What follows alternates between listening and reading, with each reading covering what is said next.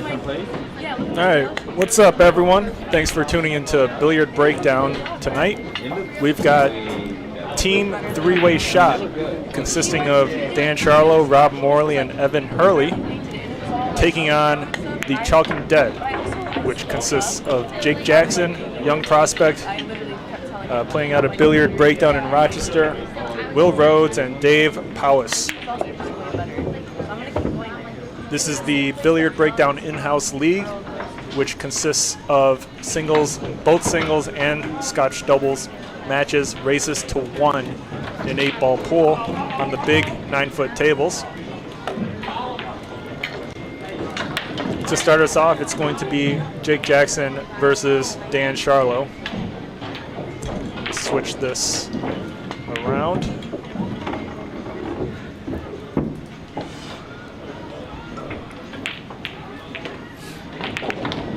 Dan Charlo is just going to finish warming up for a couple minutes, and then they're going to be able to start us off.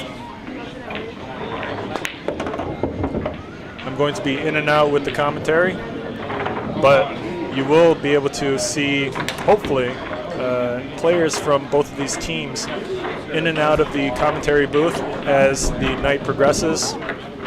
Kevin Zuniga in the live chat says, "What up, Mike?" What up, Kevin? Thanks for joining on the live stream tonight. Hope you enjoy. Good luck to both teams here. Are we starting? When are you guys ready? We're good to go. Will and Jake, I watched you on TV the other day. Good try there, baby. Any of you guys feel free to just go in and do commentary if you want. Hey, how does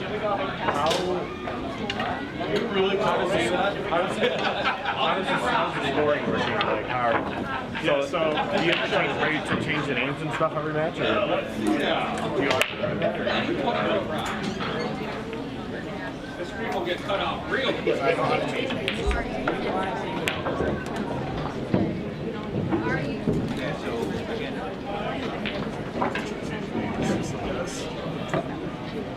Now, when you win the game, don't change the score. Oh boy, here we go. Sets, so we're just going to be the games.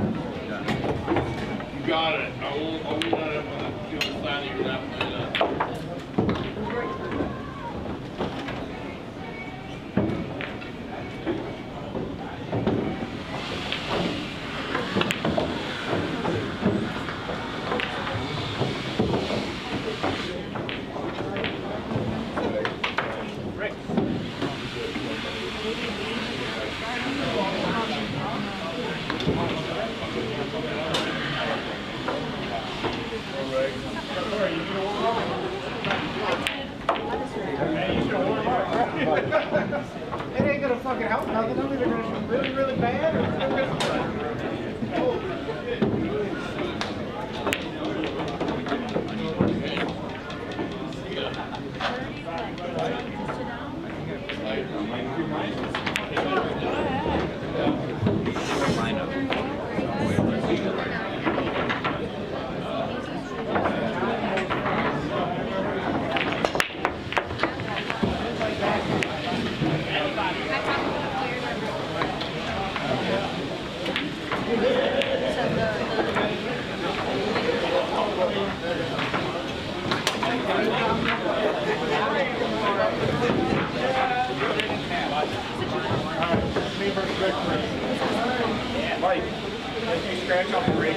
Mcguire anywhere. I got yelled at last week. Yeah, just put that shit anywhere.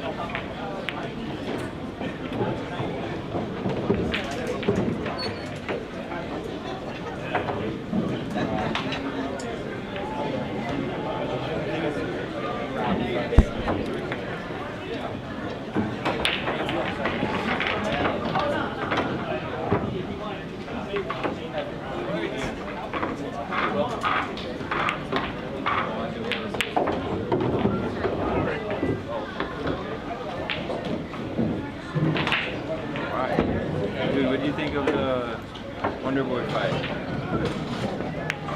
Wonderboy fight? I won money on it. That's all I'm gonna say. No. It's good that you won money because we all thought he was gonna win. Yeah. Which he did, but Barely, not really. Yo, why you walking into? I'm gonna make you proud.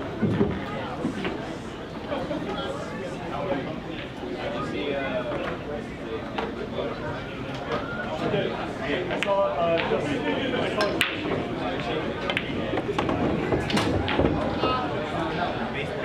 I'm sure there's context to this that I don't understand.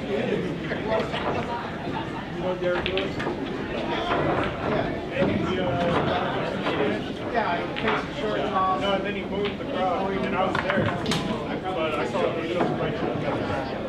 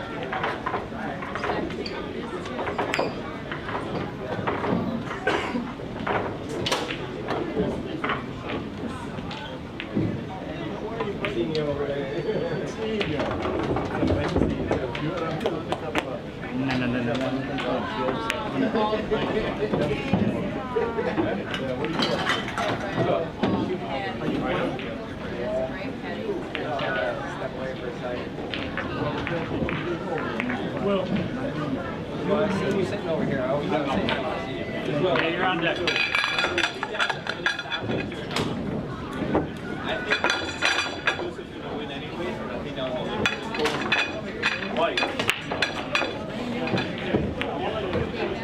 Are you guys good to use the magic rack, or do you just want to use this one?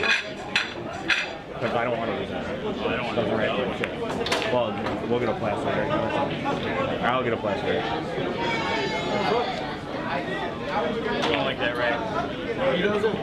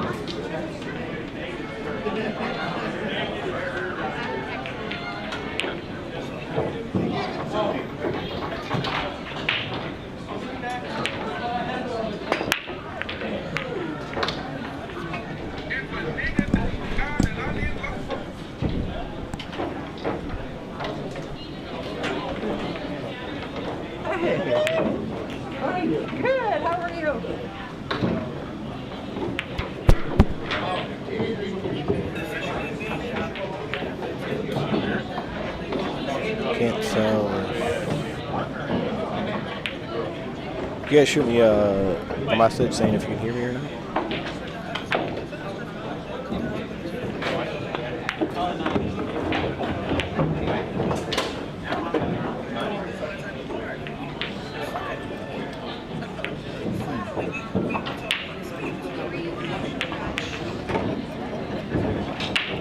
Lost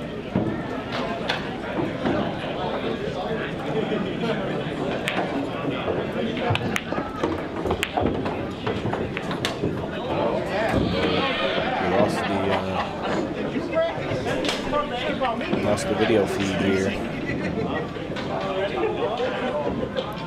Hopefully we'll get it back here shortly.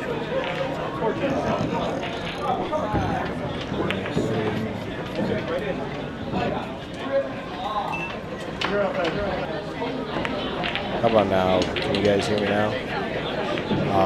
I believe that, I see the video thing went out. I've seen this happen before. Hopefully it'll kind of just resets itself.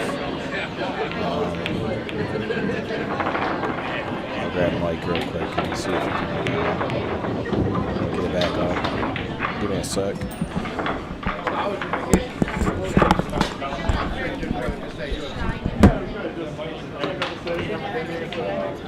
We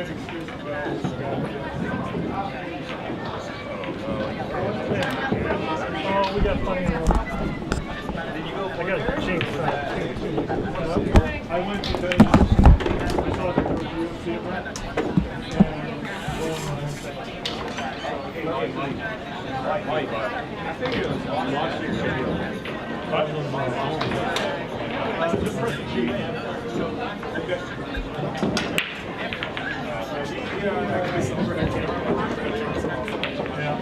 Oh, okay. So if maybe I hit G by accident. I was typing it out.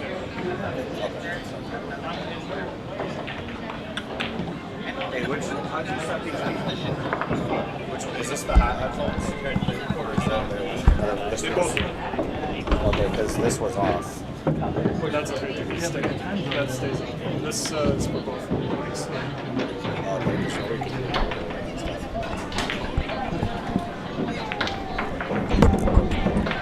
Test. Yeah, they go. Test. Not till I put the output on. But when I put the output on, and then Ted said he could hear me. See it? Can you hear me commentate? Not yet. And then, all right, I think we're good. All right. So looks like I don't even know who's what right now, but try and get it. I'm assuming Morley's solids because he's kind of eyeing up the 6-ball, and he doesn't have much with the where the 1-ball's at. I think you just got to kind of move your pieces around here and set yourself up for a breakout.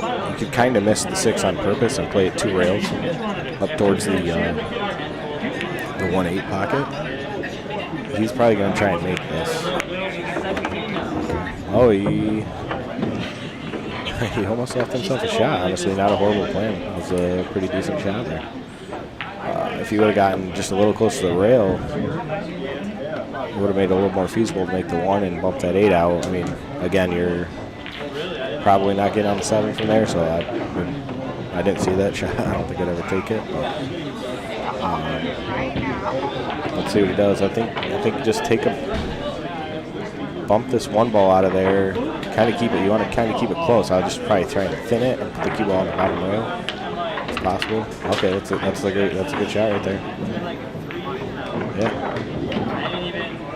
Would have been bonus points if you could have nudged the 8 to the rail and opened it up. But you have the 1 there to try and do something, knock him out. Let's see. So if I'm Will, then I'm definitely not messing with that 10-ball. Unless you fin the 10 on the left and just kind of leave the cue ball right there behind it, in between the 8 and the 10. But it looks like he's going to try and do some running out here. Good stroke there. But I don't want to use it until later. Thank you, Tracy. She did her best. Are you ever with her now? No. Yeah. I was over at her place. He's kind of running himself down into some trouble, though. I don't know if that 14 ball passes, but there's no real clear breakout here. He may have the angle on the 11 right now to go down into the 8. It's going to be very close, and I don't think you can get a ton of speed on it, because the more speed you go, you probably run on the 14. So you really just need to nudge it out, though, easily, and then you'd have the 14 back up the rail. So let's see what he does. All right, he did get up. Oh, all right. You know, not horrible. Not the best. You'd really want to hit the 8 there. But, you know, pretty good overall. Give yourself a shot. Morley's balls are pretty tough, too, you know, being opposite ends of the table like that. So he's kind of free rolling here a little bit, I would say. I think you got to try and stun into this 8, just pop the 8 off the rail. Or come up behind the 8, hit the rail, shoot the 8 towards the center of the table. Your cue ball should sit right about there. Just nice and easy. You don't have to do anything hard here.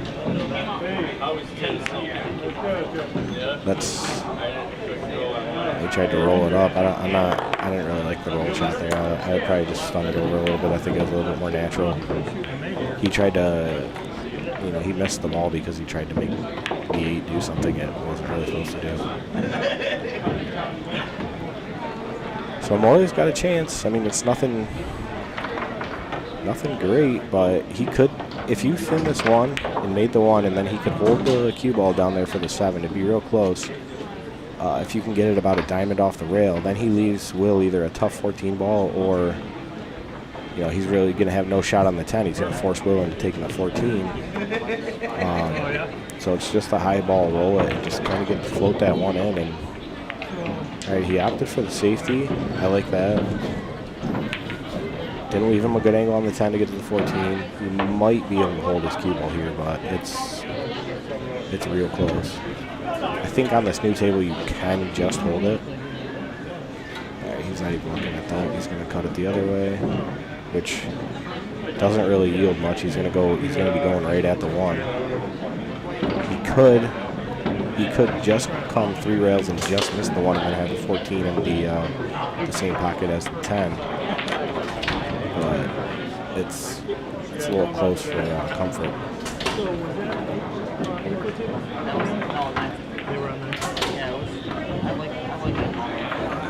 Oh.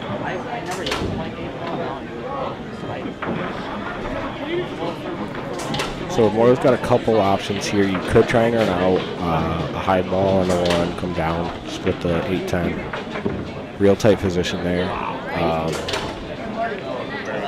don't think he's got the angle to come to the right side of the table and shoot the 7, so I think he's going to take the smart play. And if you just clip this 7 and put the cue ball back up in the upper right part of the table, it's a pretty good play. You push your 7 ball to the corner. Yep. I don't know who Sean Smith is. Do you know? Sean Smith? Or just Sean Smith? Yeah. Okay, he went for the high ball. He got there on the 7, I think, just barely. I mean, it's a 2-way shot. Like we're talking like this. Oh, I don't know. That's just how he used to commentate.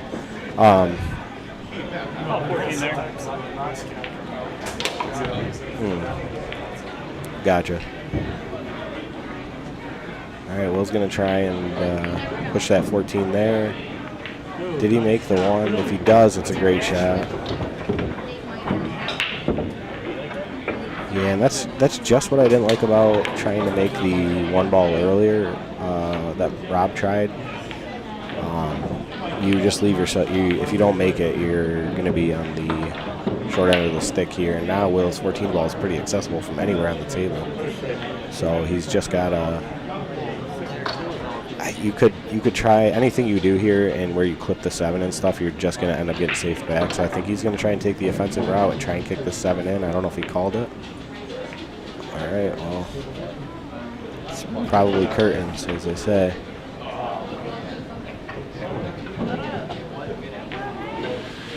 So not a good start for our team. I popped the cue ball off the table in the break. Jake had a good run out. Looks like Will's going to take this down. little tricky from 14 to 8 unless he opts to take the safe route where you just kind of stop the cue ball there and shoot the 8 down, which is a pretty simple shot on this table. You can use that long rail and make the ball.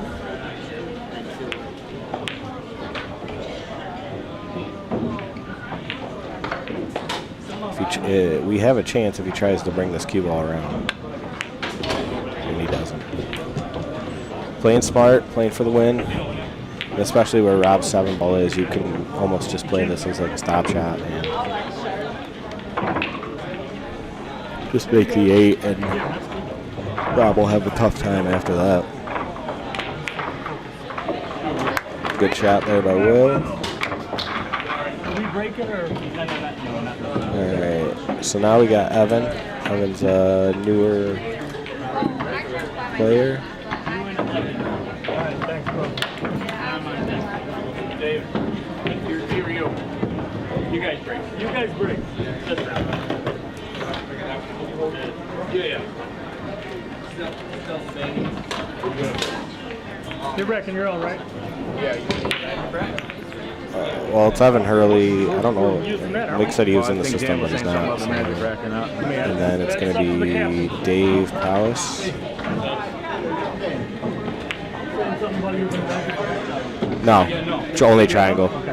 Yeah, they didn't want to do Captain says no. magic. He said he wanted to grab a plastic one, but that was last I seen. By the way, Will, any of you three feel free to do commentary too. All right.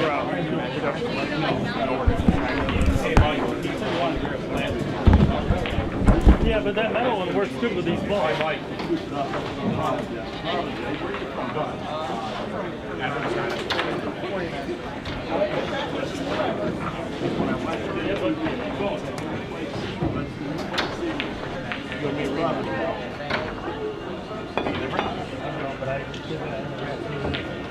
I read the name in the back.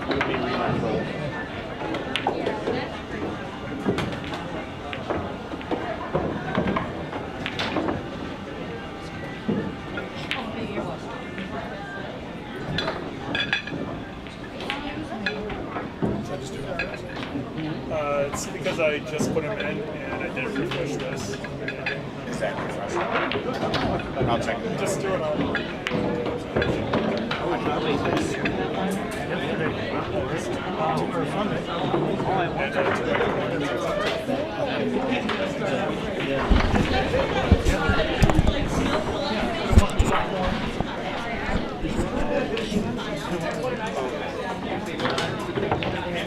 All right, we got Evan up. He's, I'd say he's just above a 500 Fargo, so newer to the game, practicing a lot. Had a nice second place finish on Sunday's tournament. Christine's under 525. Do you want us using that little Attorney. caster break, or is it on that? Yeah. Just try not to dig into the table. What?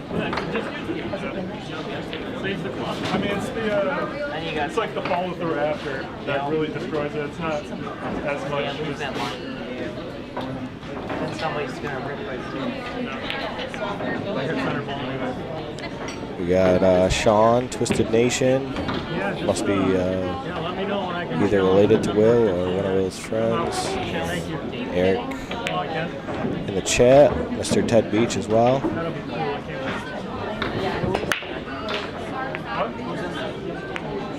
Oh no.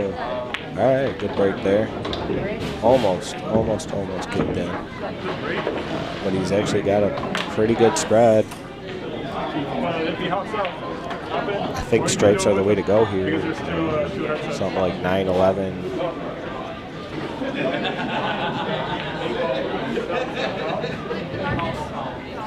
9-11,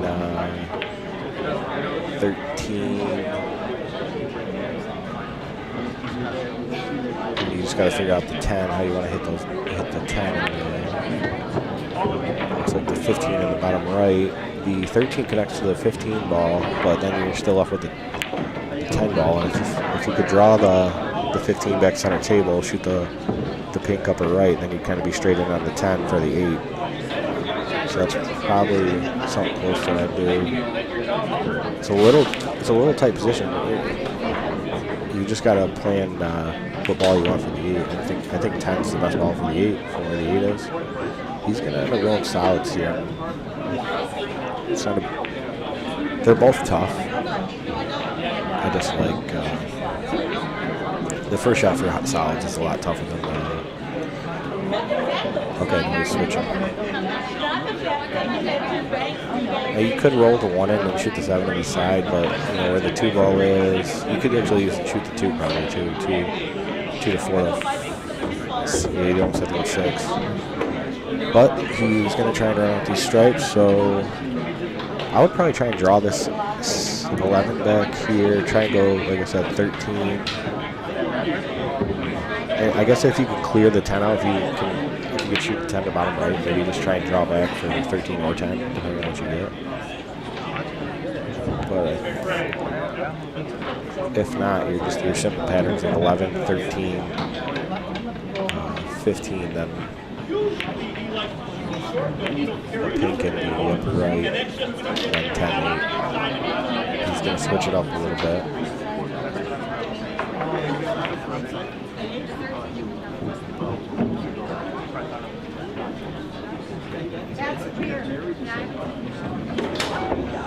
And now he's kind of going to be forced to take 10, I think.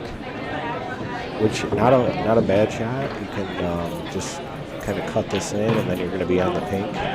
But then it's all about getting, you know, you're going to have to use one of those wing balls by the first dime there to get on the other wing ball. And it just makes it a little bit more tricky because you're going to have good speed so you don't come up and around the ball. And then really, if you get on 10, get center table, shoot the pink upper right, and then you can play 15 ball, I believe it's the brown, 2 rails, and then roll the 11 in and shoot the 8 inside. That would possibly work as well.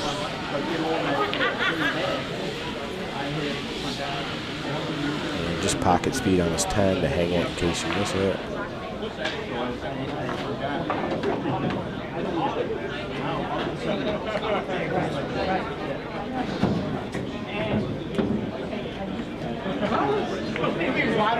Good cut there. Where's he going to end up?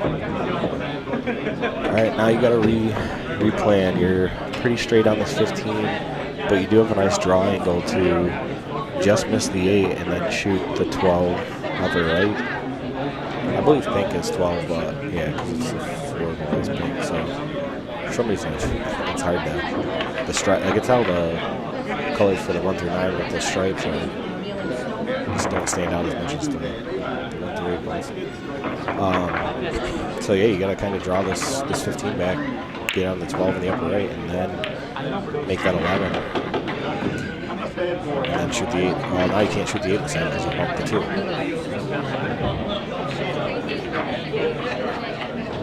No, Ted, I didn't talk to Mike about Sunday yet, but I will talk to him about it tonight, and I'll let you know before the end of the match. So Evan's opting to take this ball first. And it's going to be real tough to get. That's a great shot. Oh, man, he's perfect. Except for this. Oh, no, did he just rolled too far? All right, so this path, I think you actually got to go above the side, but the 5 ball on the right. And kind of split the 5-3. Get a nice angle on the 11 to either come 2 rails or 1 rail over and shoot the 8 in the upper right pocket. I think that's his only way out. He may surprise me. That was a pretty good shot that he played in the last one. Good stroke for sure. Hit it nice and smooth with the draw, bring it back to the table. So this is just try and avoid this 5 and have a nice speed, let the cue ball open up on this new foul. All right, perfect. All right, and I think you can force the 2 rail angle here. It'll widen out for you just a bit. Or if you don't like that, then just play 1 rail, and you really just don't want to leave yourself on the rail here. I think they both almost lead to the same position, which is going to be about a diamond out from each rail. 2 rail kind of would tighten up and bring you into the bottom of the 5-2. So I think the punch is better, just kind of float it over. You just don't want to be on the rail shooting this 8 up. But other than that, he's got a pretty good You could actually go rail first too, but that's risky. You know, you could miss the pot at that point, and it's just too far away from the rail where it would slide over too much. I think it would end up going underneath the 6, unless you hit it at the perfect speed, but it's so easy to overhit that shot. So I think you just got to kind of punch with a little high, try and go 2 rails, and just get the cue ball over. You could go, and the 1 rail shot, you know, whatever you're hitting with easier speed. Oh, he tries to go right into it. All right, he's got a shot. That, to me, just a little risky there. I think you could control it and have a better shot at the 8. Maybe he was trying to go to the right of it, or he thought he could. It's tough to tell. Like, when you're flat on the table, you can see what angle you got. When you're looking at it from this angle, everything looks a little bit thicker than it truly is. So, you know, just a good shot here. Nice composed run out from Evan. Get us on the board, buddy.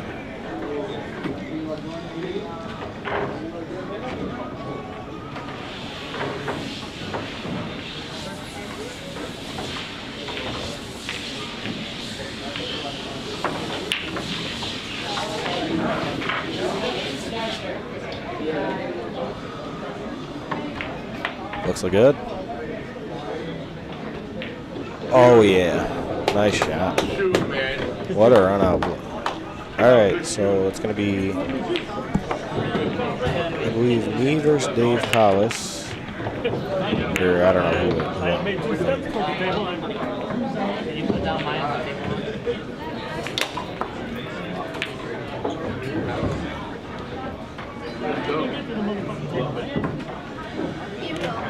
So unfortunately for Dave, just like me, he didn't get to shoot.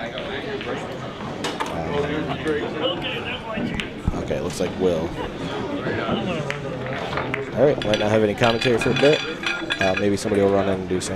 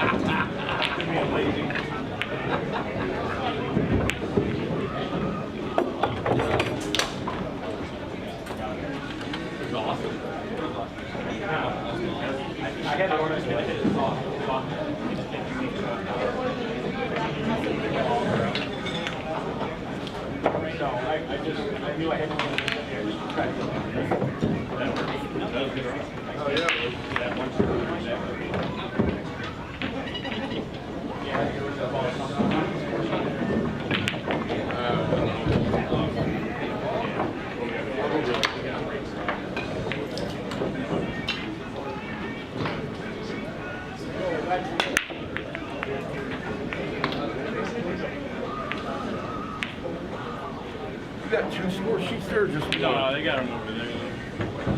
On that table there next to that box.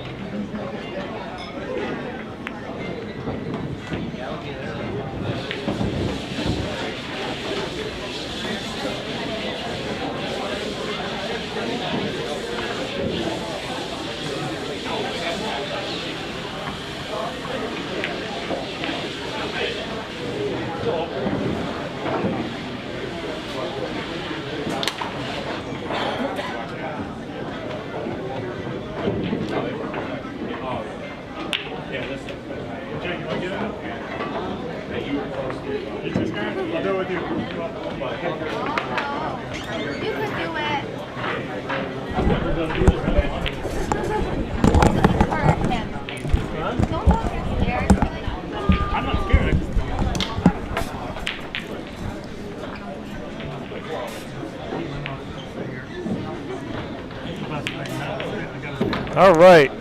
Joined by me in this commentary booth is Jake Jackson. There he is. And I believe Roger's watching right now. Yeah, he is. Cool. So Oh, come on. And I'm going. that's the game. Well, I guess I'm going then. All right, are you playing next? Yeah. All right, shortest commentary session of all time by Jake Jackson. Come back in later.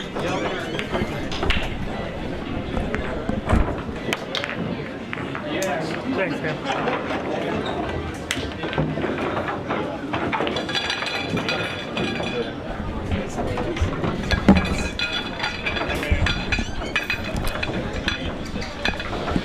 It's unfortunate for your team, but Yeah. the timing was funny. Yeah. Well, it would have been the shortest commentary ever.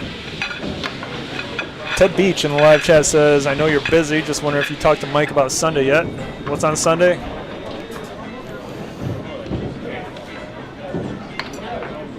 So who's next right now? Do you know? It's Dave Powers. Versus? I don't know. I think it's Rob.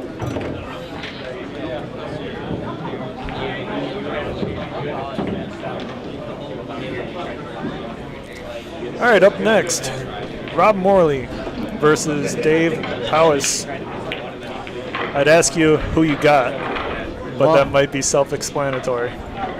I think I'd take Dave in a regular race anyway. Okay.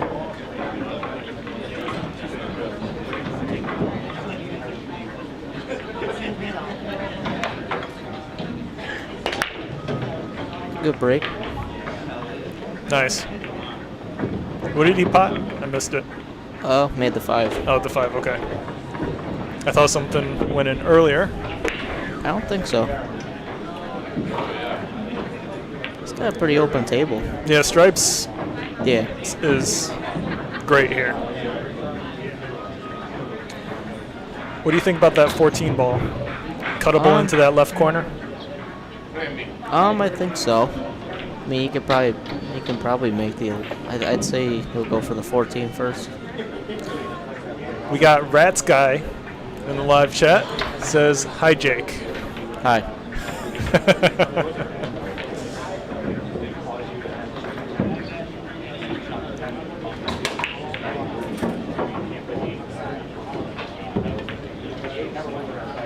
Oh, come on. Oh, wow.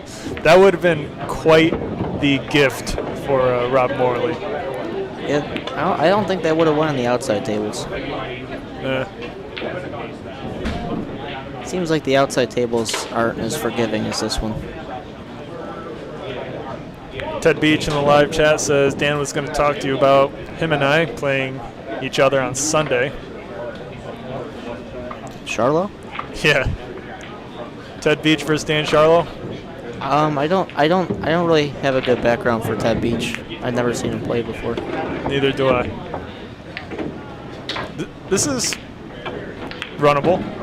Oh yeah, for sure. Yeah, now he makes 15, again the 11, 14. He should run this out. Yeah, the thing with 8-ball is there's always a different way to get the run. There's a lot of choices. If he could see the 14, he can play that right now.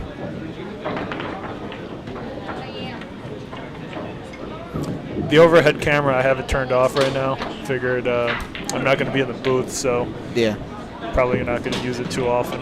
Yeah. Heard about that $4,000 match? Yeah, between Joe Darzinski and Sean Zhang. Yeah, I think I'll take Sean. Jake Jackson going with Sean Zhang.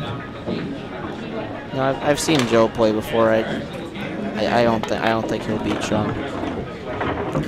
Although Joe has the stroke, does he have the consistency? Yeah, that's the problem for a long race like that. But you never know, because it takes two to agree to such a match. He's not playing to give it away. No. So time will tell. No, he definitely has a chance, but I think Sean's more consistent, and it's also it's a 2-day event, so who knows how good he'll play the second day. Hoodstar in the live chat says, check it out. both of you commentators, I'll give both of y'all 10-6 in one pocket for 50 a rack. Who said that? Hood Star. Oh. I believe he's off Dewey Ave. What do you think? 10-6. It's a lot of weight. Yeah. You could do that against almost anyone and be okay. Yeah, I would do that. Jake Jackson accepts. Pull up.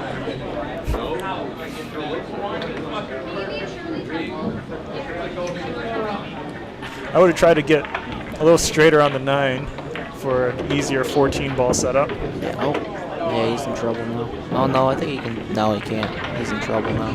Well, you can play this into the far left corner, yeah, and then the 14 into the side. These shots are tough to confiscate when they're that close together. And then you also got to worry about the cue ball control. Hoodstar or Rats Guy says, "I'll back you, Jake." And Hoodstar says, "No backers, clean money." Oh, okay. Okay, Hoodstar says, "I'm in LA." Well, it depends how much. He says he's in Los Angeles, so yeah, sounds good. Just book the next flight out, and we'll make it happen. Hopefully, you can win at least 10 racks of one pocket in a row, so you can get your flight money back. That's a pretty expensive flight, LA to here. Yeah. Probably even more. He might need to win 20 games in a row because of the last minute flight.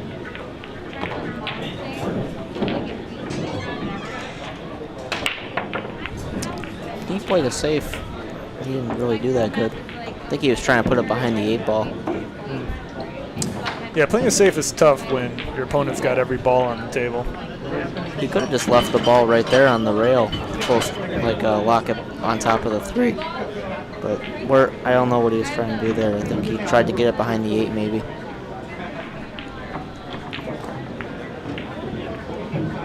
Oh. What a miss. Yeah, I don't think he was too worried about missing it though. But you know, that's what happens when you add a bit of bottom to these medium cut shots. It's very easy to overcut or throw it towards the left. Hoodstar in the live chat says, "Bud, I have an envelope with your name on it, Jake." Oh, okay. Jake appears to not, or could not care less. Well, he's gonna have to prove it. Rochester. Yep. That's a pretty good shot. That was a good shot. That's a great shot. That was a great shot. That's as good as. Yeah, he can still make that 12 too. That's as good as he could have hoped for right there. Tough on the rail with no easy shot here. No, can he make? Oh yeah, he's got the 7 maybe. He can make it. Maybe he'll carry him off the 3. I think he can see the whole ball. No, he couldn't. I think he could have. Yeah, I think he did. I think he just played it safe.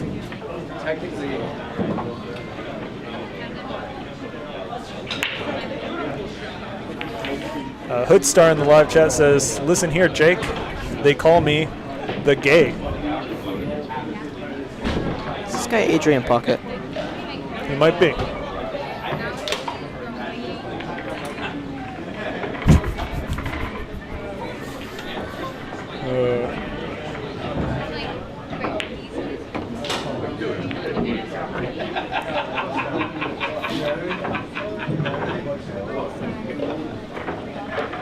Rats Guy in the live chat says, "Jake, you look great in a headset. You may have found your calling, not to be a professional pool player." Oh, gaming? But to be a professional commentator. Oh, okay. I don't think I'd be very good at that. I think you would.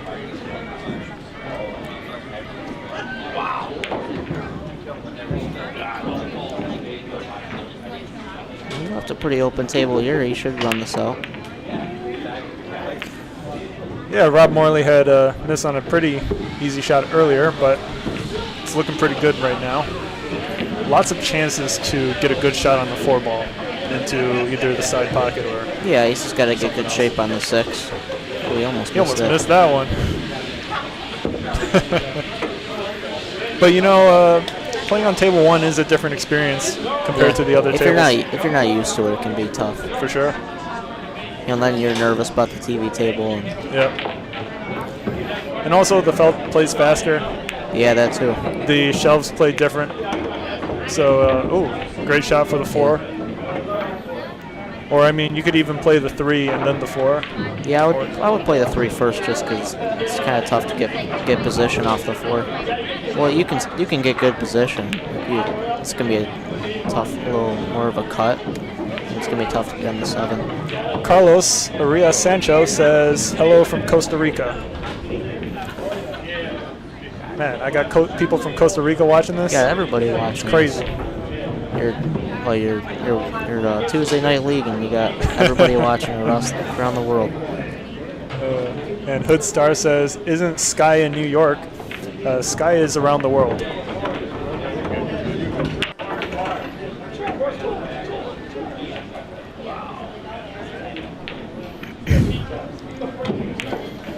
I keep looking back because I think I'm up next for my league match. Oh, okay. Who are you guys playing? We're playing the Rugrats, which is Mon, Rick, and Jason. Yeah, they're pretty good. Tough pretty team. good team. Yeah. Especially when I tell Sean Zhang we got a league, and then he schedules dinner plans. Oh, That yeah. mother Isn't he missed like 4 of them now? No, he missed the first week, then he missed the Yeah, third. I mean, it's probably about 4. But, you know, at least he agreed to play with me. At least he's not going to New York City this time. Yeah. I mean, no difference if he did. Absent either way. Who's your sub, Corey? Yeah, Corey Payne. He's a good sub. Time will tell. Yeah, I think he's kind of some people don't think he's that good, but he's pretty good. He is, yeah.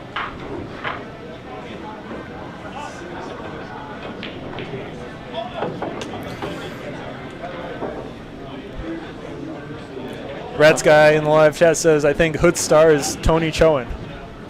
Oh, well, no, I'm not going to play that if it's Tony. And Hood Star says, league match with laughing emojis. That's right. And what a shot by Rob. Yeah, Cue ball follows into the side pocket. That was pretty tough to do. Yeah. You almost had to cheat the side pocket. Yeah. To have that cue ball roll in, right? No, I don't think he cheated. It looked like it just went straight in. He must have had to cheat the ball to get down to the 7. That's probably what he was trying to do. And Dave here, likely to be able to finish this out and he better run this out. help the Chalking Dead take the lead.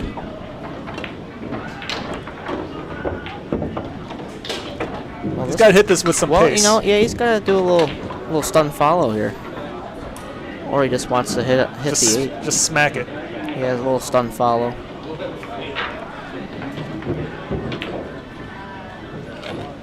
So he's putting. Oh no, he's not.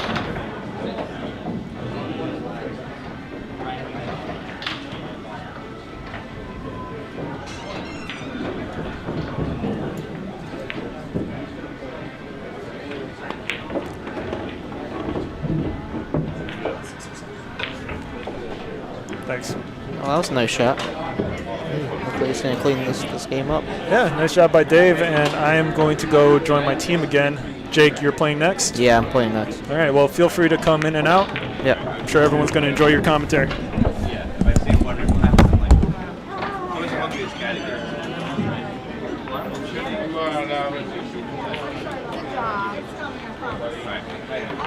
Finally. Oh my God. You don't want to be in weeks. Not on single. We're not counting last week at all. I forgot about it already, dude.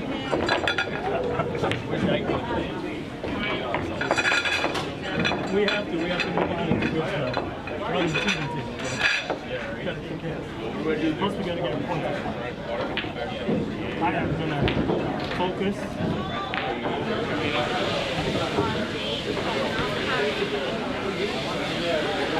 is on this, not the little hoops in there. I'm going to focus on the pool table. Trust me, I will. But if she gets up in front of my face, I'm calling timeout. I'm just fucking nuts. Because I'm a kid. Well,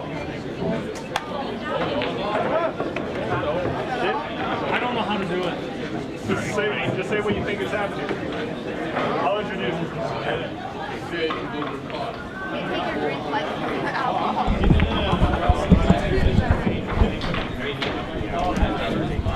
Yep.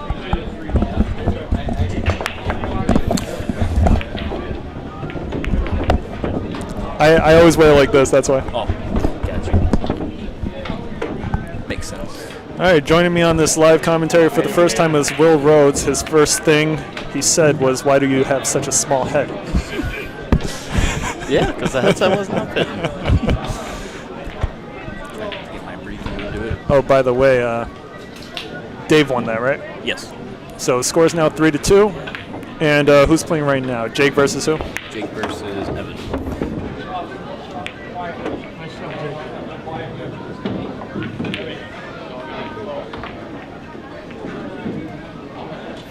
All right, so we've got Evan Hurley versus Jake Jackson right now. Jake is stripes. You see any problems for him? No, not yet. Just, no, you should play this 12 on the side, roll it up a little bit. Really, the only tricky part here is getting position on the 8, which is fairly doable if you land good on the 14 or... But, you know, the thing with 8-ball is that there's always so many options. There is. But, There's I always mean... a way to get to another ball.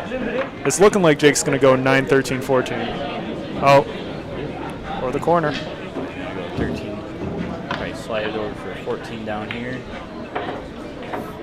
Interesting choice, but it's going to work out for that was him. perfect. Yeah. And he's just going to put that in, put the 14 in. I feel like that was a lot more of a risky shot, but Jake is Jake.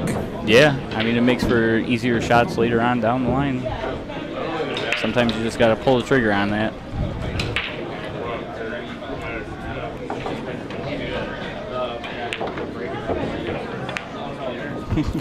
Hoodstar says to Will Rhodes, just by looking at this guy and how he walks and how he sat down and how he put on his mic, I could easily give him 10-6 in one pocket, 100 a rack.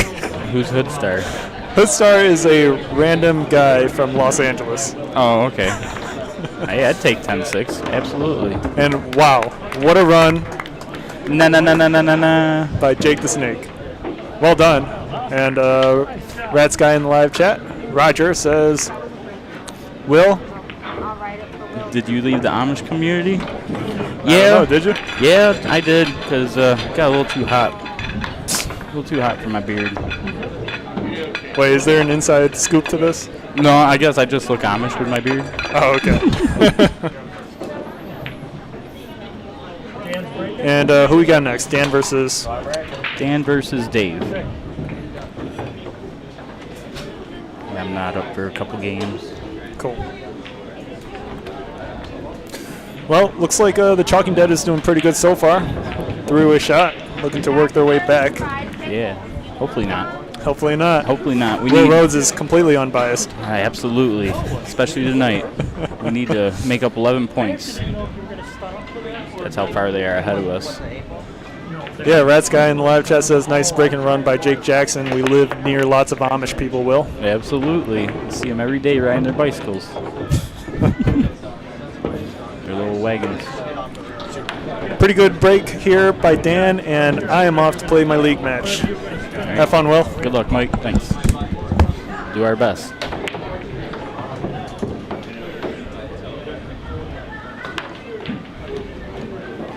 Pretty good break.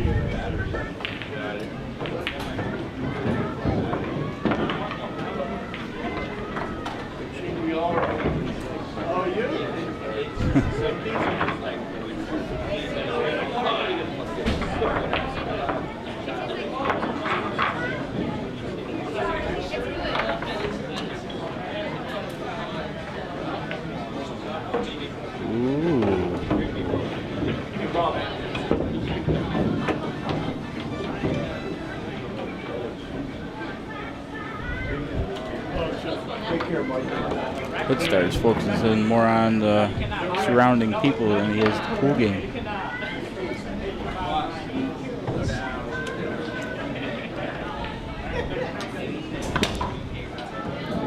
Looks like Dan's gonna play this 11 ball and roll off the 5. He's got some options. Hey, what's up, buddy? Good, how you doing? T-Tam, everybody. Yeah, right there.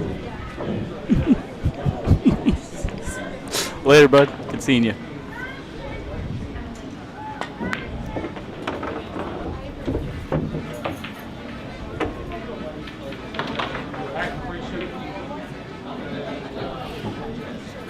Looks like a 10, 14, 12, 8 out. Don't really see any problems. Good speed. Might be a little straight on this though. He should be able to just roll it up. Still play 12 on the side. He's gonna have to go down and come back for 8 in his bottom left pocket.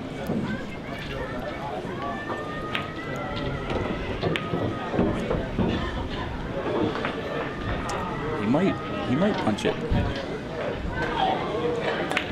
Oh, he did. He got greedy. Sometimes you just gotta take the easier shot to make sure you got the next shot.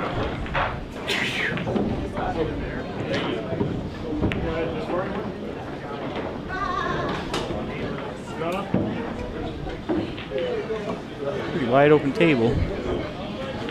Tough ball gonna be that 4 ball and that 3-way down there.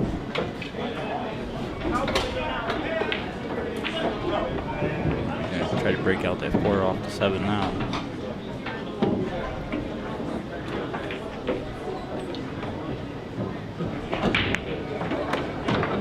Ooh, he did touch it. Good shot. Got straight in the side there.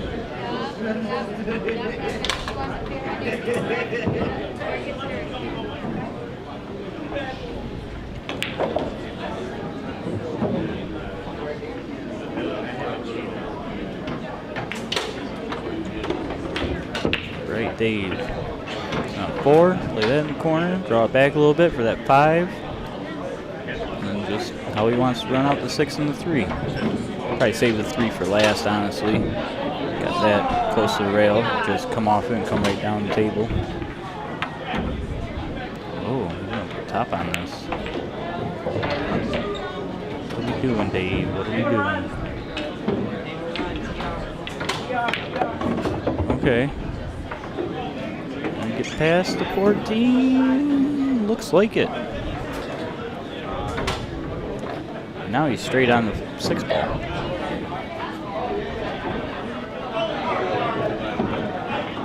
I still think he should play the 5, then the 6, then the 3.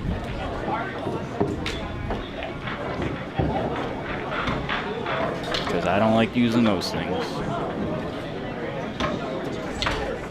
I have no idea. I never asked him. And Dave Powell's pulling out some weird stuff. I know when you turn it, it adjusts, like opens up and stuff. Oh, put it away. I don't know the name of it. What's a 3-way shot? Hoodstar in the live chat says, what's a 3-way shot? If you don't know, you don't know. Looks like he's going to go the way I said at least start off that way.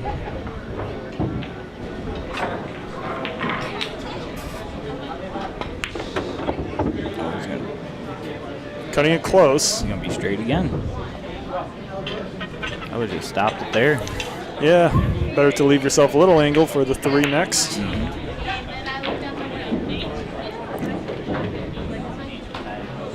now he's got to force it. Oh, I guess he might have a little bit of an angle. You think he'll play short side? No, I think he's got the angle to float it over for the 3 in the same pocket. Camera angle looks straight. The way he lined it up.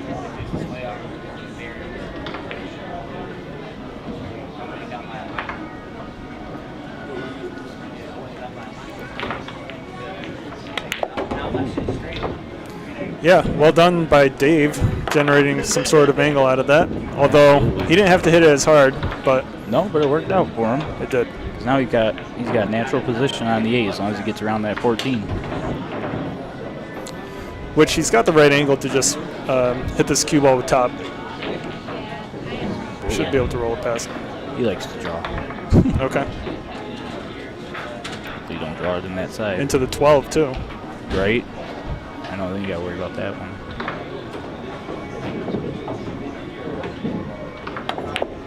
Ooh. He's got a shot. You're going to go past it.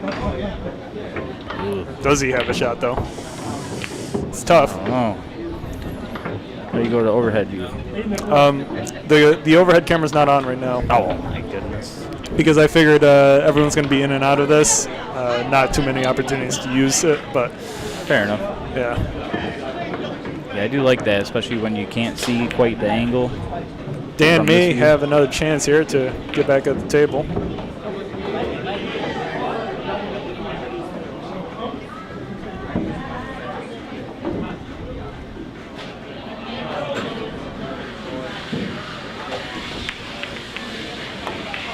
Nope. Oh no. He leaves Dan with tough shots. Yep. Gonna make him earn it. Can't believe it hit 3 so hard. Probably play that 12 down here, bottom right. Throw it over, 14 up there. You think there's some sort of two-way safe as well? What, with this right now? Yep. About going for a shot, going for a pot. Yeah, I'm not seeing it. Unless you tuck them behind a point in the corner in the pocket or something. Well, distance can be safe as well. True. We are playing on 9-foot tables.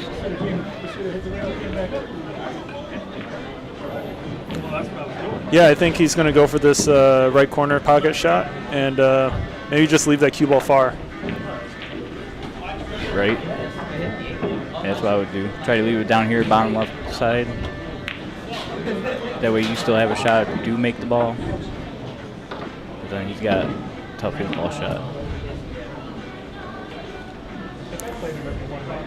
Rats guy in the live chat says, Hood Star, please identify. Hit the yellow and black ball. Don't know what you're talking about, Raj. No. I haven't seen that ball in a while. Yeah. You mean the pink one?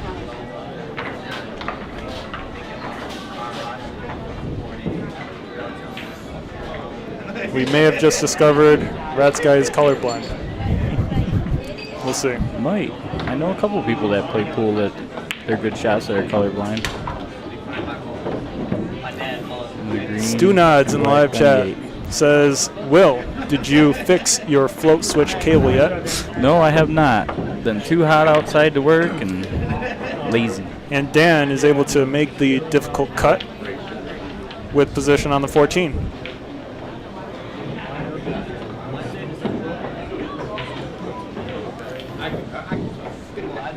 Yeah, see, that would have been a good two-way shot. Because Yeah. then he's got a tough 8-ball cut. Yep.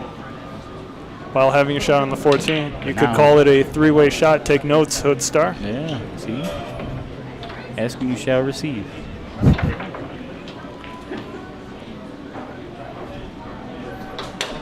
This ain't no easy shot, though.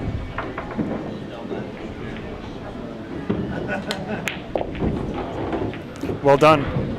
It is when you shoot it like that. Yeah, great shot by Dan. Very nice shot.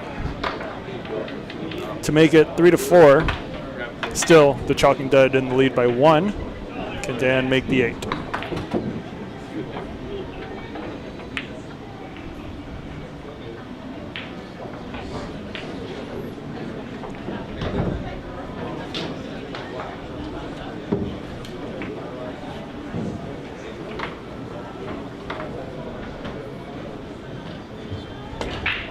He does. Well done.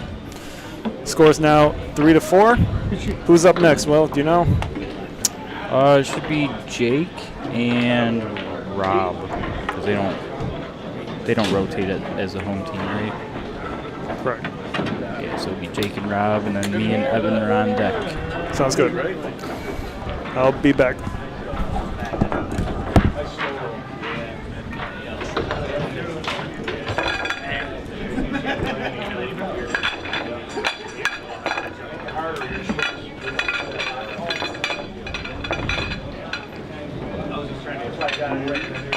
Hear them balls clanging on the metal rack.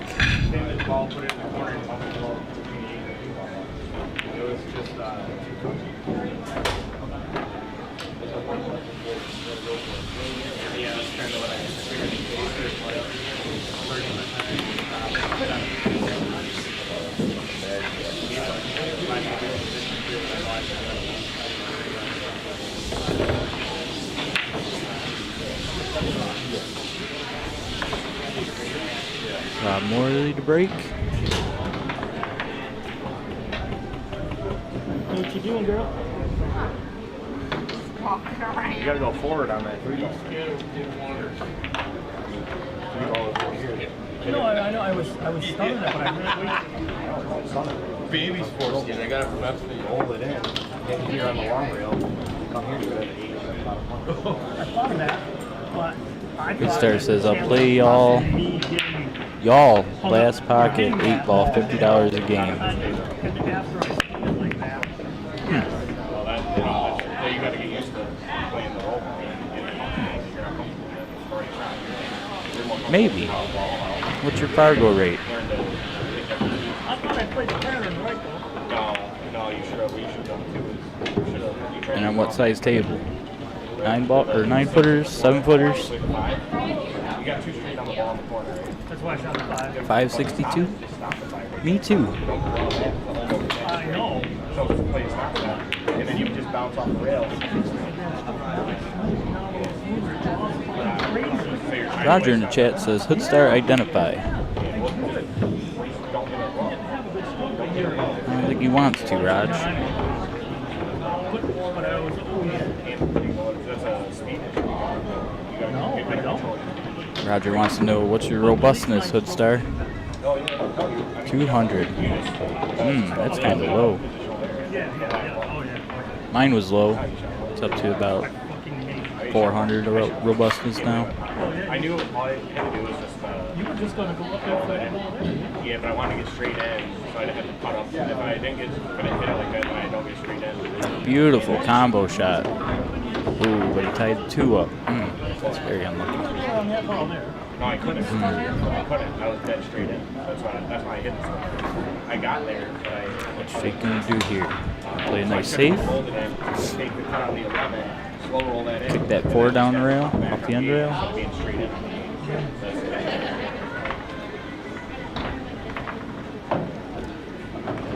Could cut that 6, but it's very thin.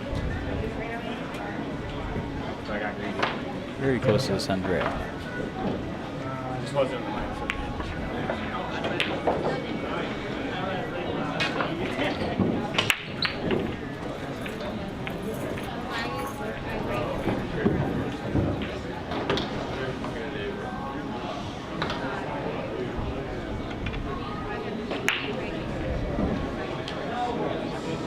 Looks like he's gonna play a safety here. Try leaving this corner. Ooh, left him on the rail. Too bad. So let's go 11. What's Rob gonna start with? Probably that 15 on the side. Shit.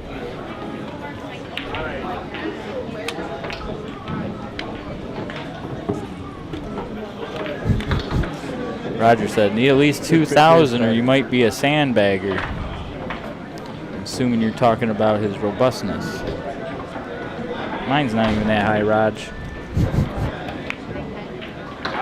Oh, is he going to get lucky off the ball? Nope. It's a good try.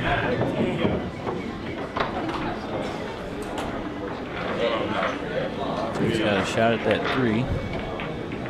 We're going to call him aside. Might get the breakout here too, but he's got to watch that 8 ball also. Want to be like me and kick it in. Ooh, very nice breakout. Very nice. Perfect.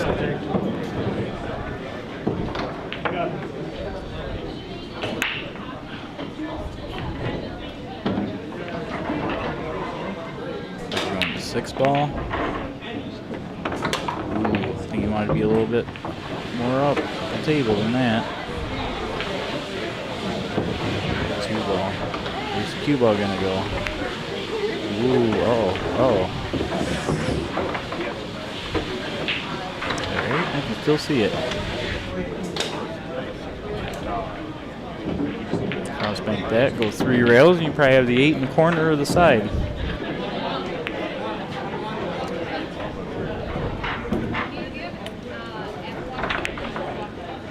Oh, look at this. He got it off the ball. He got it off his ball.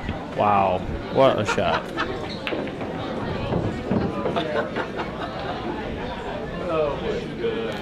Roger believes that I play better than what my Farraro says.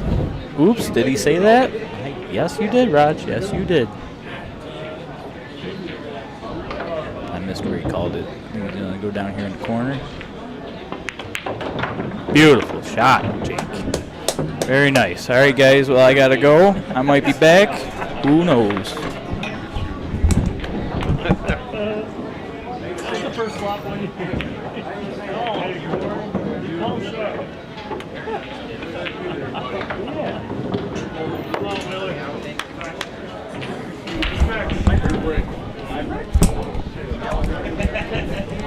All right, good run out there by Jake.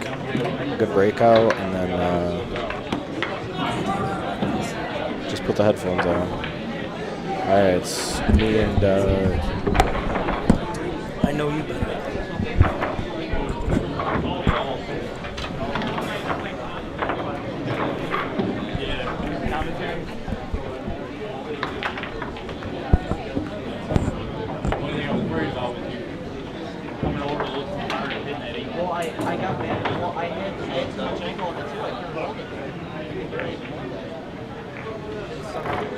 we got that's your guys' point. All right, you guys got a 5-3. Ugh, what the, is that sweat?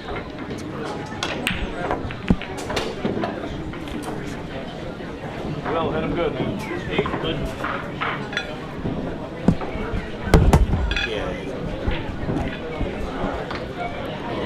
Somebody was commentating real hard in here. Left a ton of sweat on the table. Or it was a drink, most likely. I'm hoping.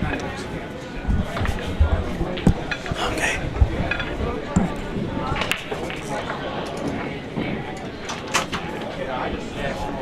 All right.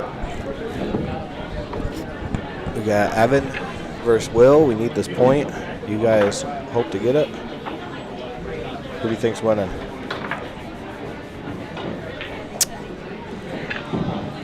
Evan's shooting good. Yeah. Yep. He broke and ran on me. He's shooting good. Oh yeah. Let's see if we can go for 2 here. You know? That'd be nice. And Will hasn't had good luck on his breaks, but Will is. Yeah, I saw that he's doing the second ball break. Second ball break. And I don't think you need to do that on brand new felt. Nope. I like the second ball break on the older felt.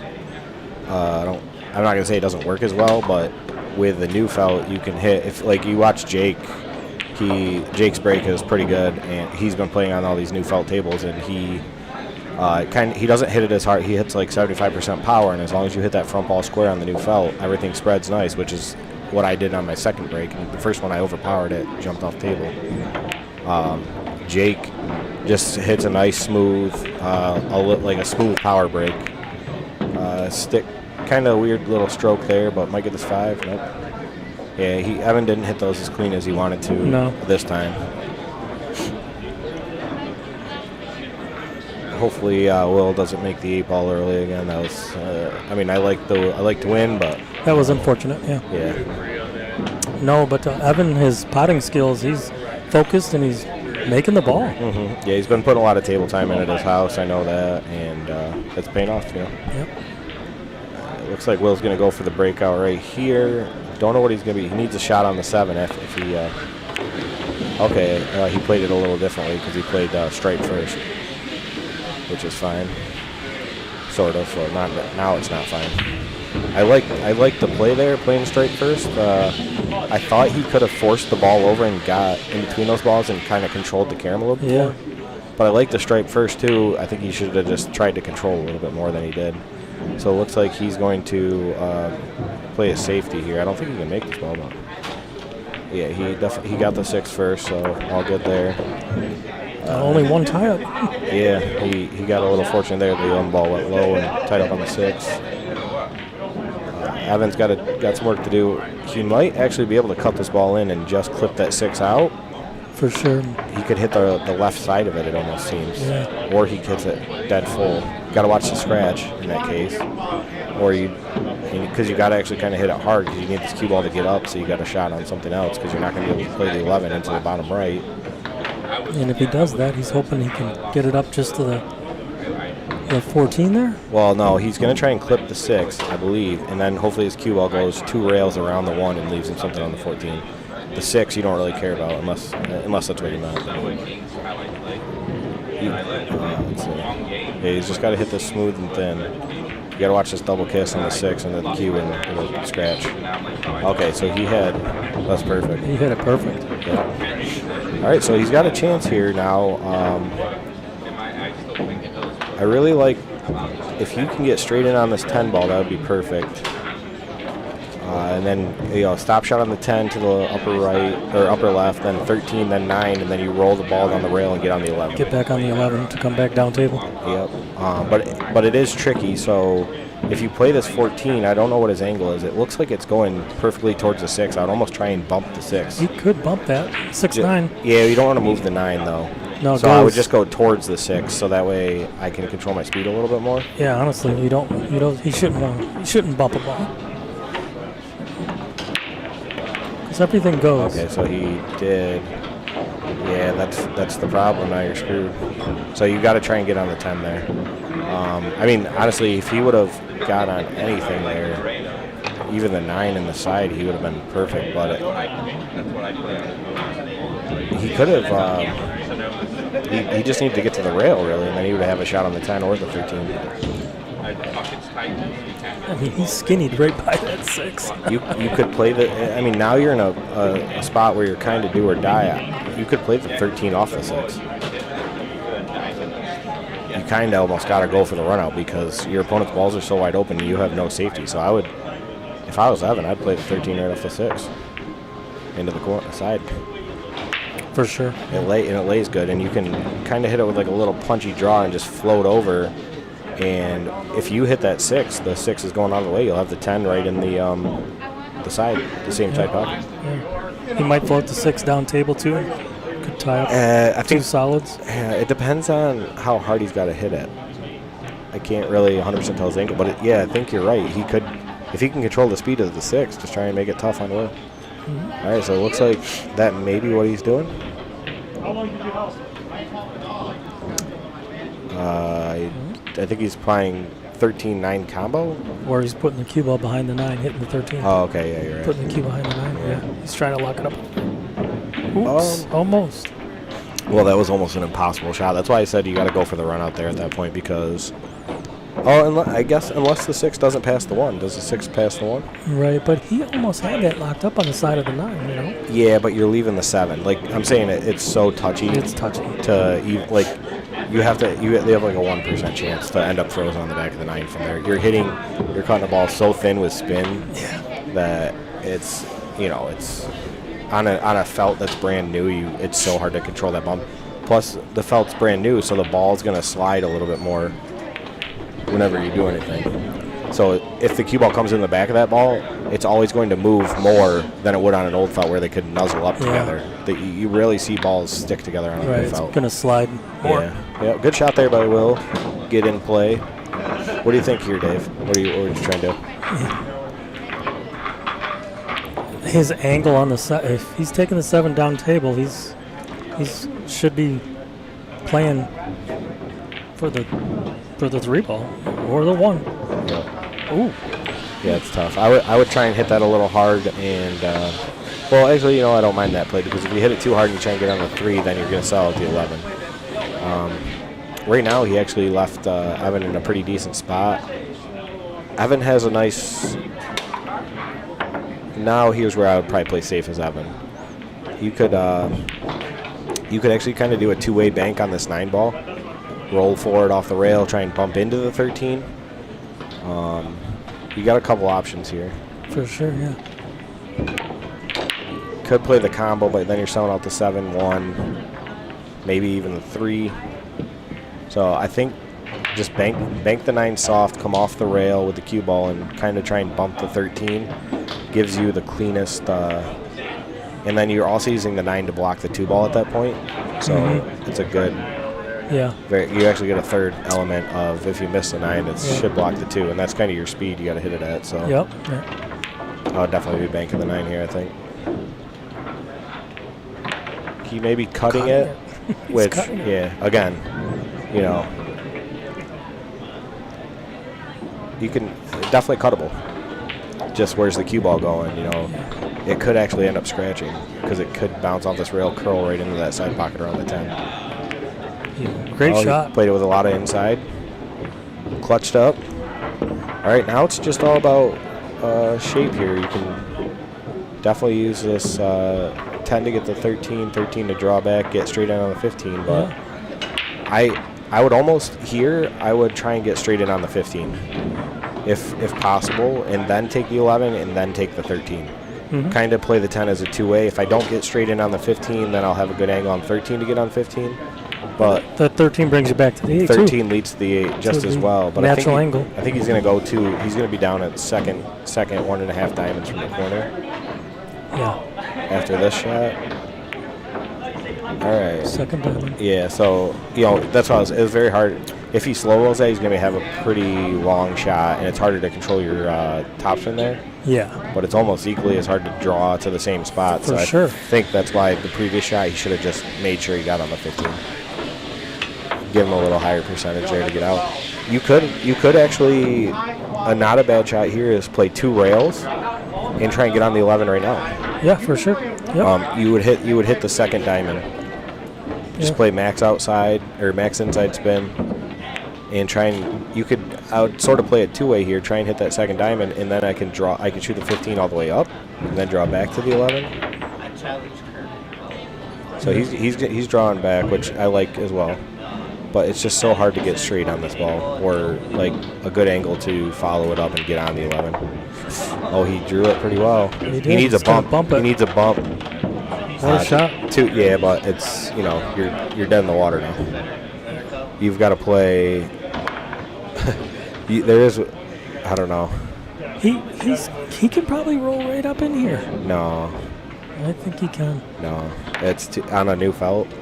Cutting it like that, it's going to bounce straight off the rail. He's going to be at least a diamond away from the rail after the shot, unless he super spins this with like the max inside spin. Inside spin with it. But I don't think he's got that right now. It's a missable shot for anyone too. I mean, that's a ridiculous shot.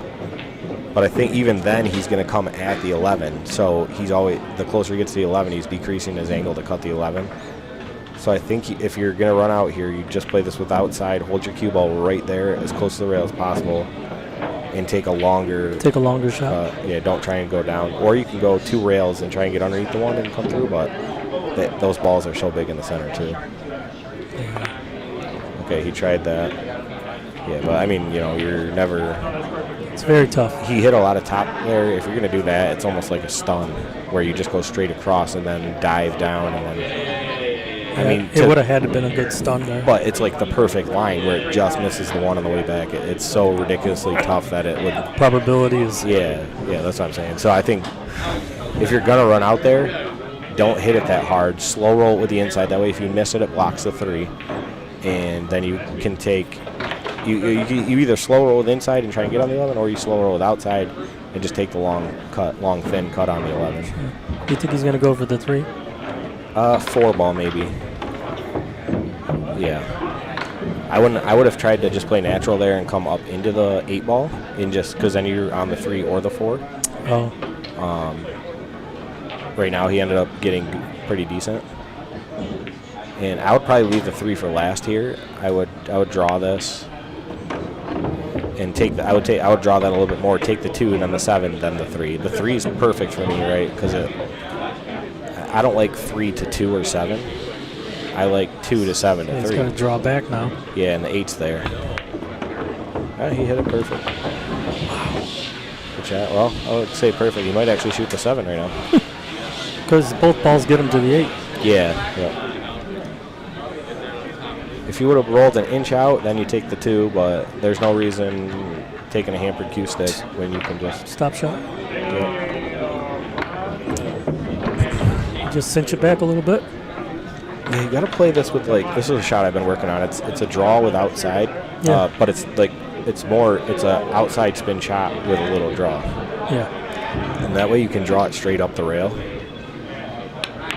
See, if you hit it with draw, he has to hit that extra hard. If you hit it with outside, you can hit it a lot softer than that. And you don't risk the rattle, and also he would have had a better cue ball line. Drawing, you're hitting hard, you're going to stun right into the rail, and then you're going to come off the rail real quick.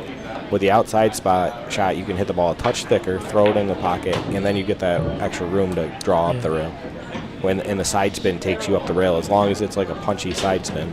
It's funny you say that because I've been practicing throwing the ball up the rail. Yeah. Like that with a softer hit. Yep.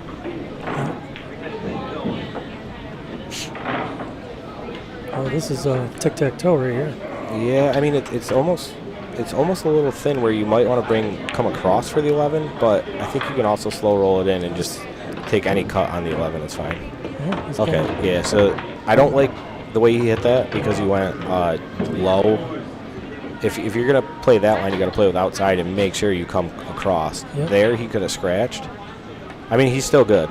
I like it. And honestly, if the 2 ball is a little bit more to the right, you could play the 8 at that pocket, and it's almost like a free shot. You can't miss it.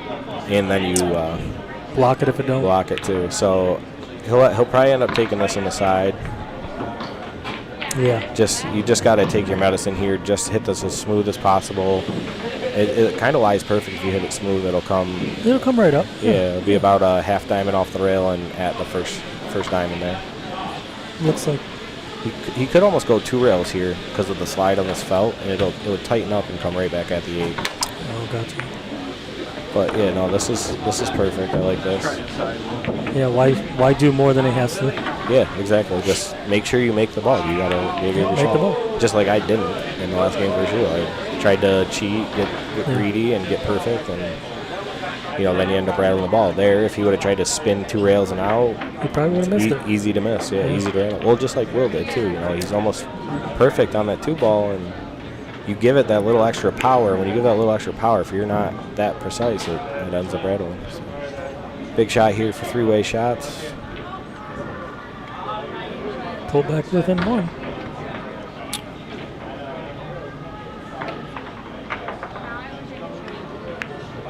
Nope. Oh, get it. Block him. I think he just got it. It's very close. I think Will, I'm hoping he just got him, but in my mind tells me that Will can just cut this edge. It was funny. I was thinking he was not that he was going to miss it, but I was like, if he misses it and he catches that inside corner, he does the F and raise shot where it goes down and it would hang right. It would hit the 2 and it would hang right in that corner pocket and block the 2 ball. Would have been real funny. So Will, he does have Will because Will's getting the jump stick out. This is a very difficult jump shot. I would kick this all day, I think. Me too. I'm pretty good at jumping, but this is a way to scratch at jump when you jump, because you're contacting this 2 ball thin, and you're probably going to be in the air. Angle in and angle out is it's crazy. It's so funny. But the thing is, you're bouncing, and you're going to cut this 2 on the right side, right? You're bouncing. You're going to shoot right off the 2 off the table. Yeah, it's going off the table. Unless you land on the 2. Yeah, you didn't even get there. I mean, that was just a very hard jump shot. 2 diamonds away from the 8. And with no landing room. You either have to hit that really high and let it bounce like twice and just barely tip the 2 in, but if it's bouncing and hits that 2, if you make the 2, keep us off the table. Keep us off the table, yeah. All right, so we lucked out there. Nice. I mean, Evan played a good speed on his 8 ball. He didn't crush it, and sometimes you get lucky, and we'll take it. Jake got lucky on his bank, so he did. We'll take tit for tat there. And well, thanks for letting me in here. Yeah, I think. Are you playing? Yeah. Okay, it's me and. All right, let me get a score for that.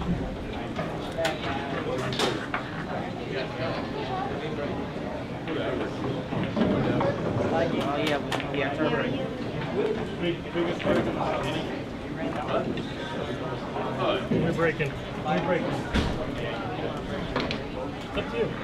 You tell me. Break the person. I've been doing center ball just like you have.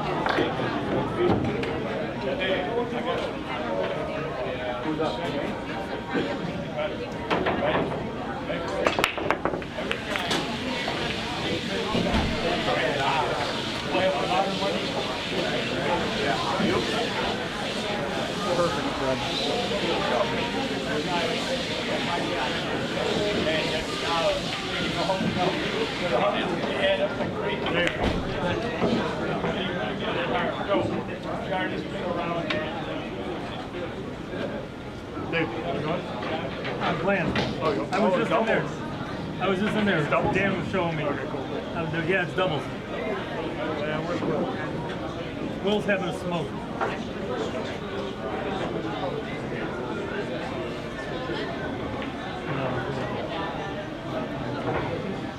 I was moving over and then I knew you'd watch it. A little more spin and less power. I've been practicing that on you. Oh, damn. I'm putting the ball in the rail. Don't hit hard. Yeah. Pull the ball.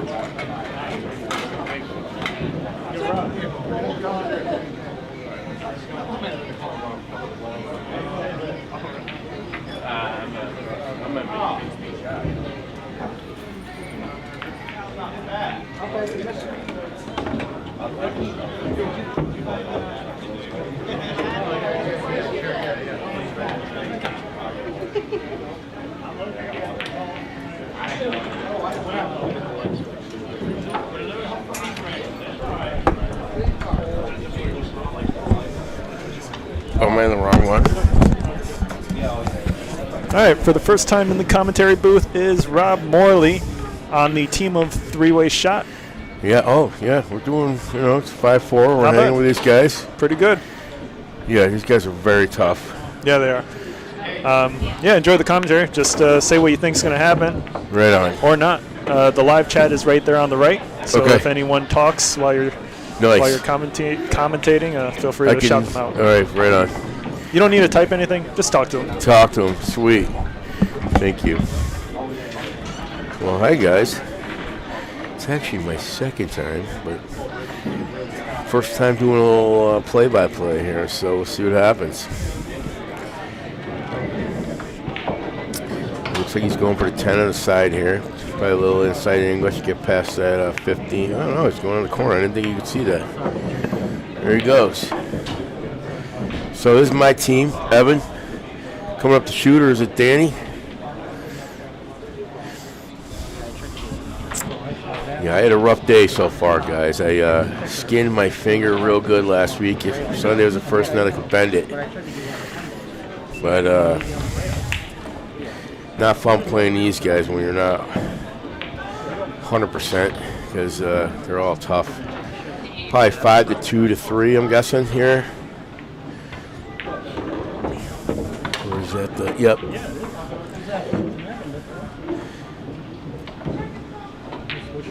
A little nervous talking about this. Who's that one going to?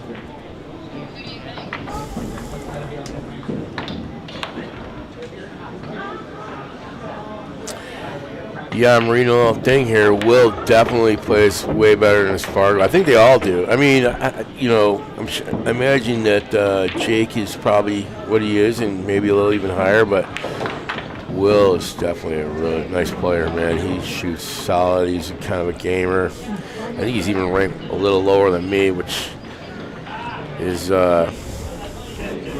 mind-boggling. Okay. I'm going to say they're doing 3 to 1 maybe here. We probably talked about it a little bit. A little stunt here, maybe.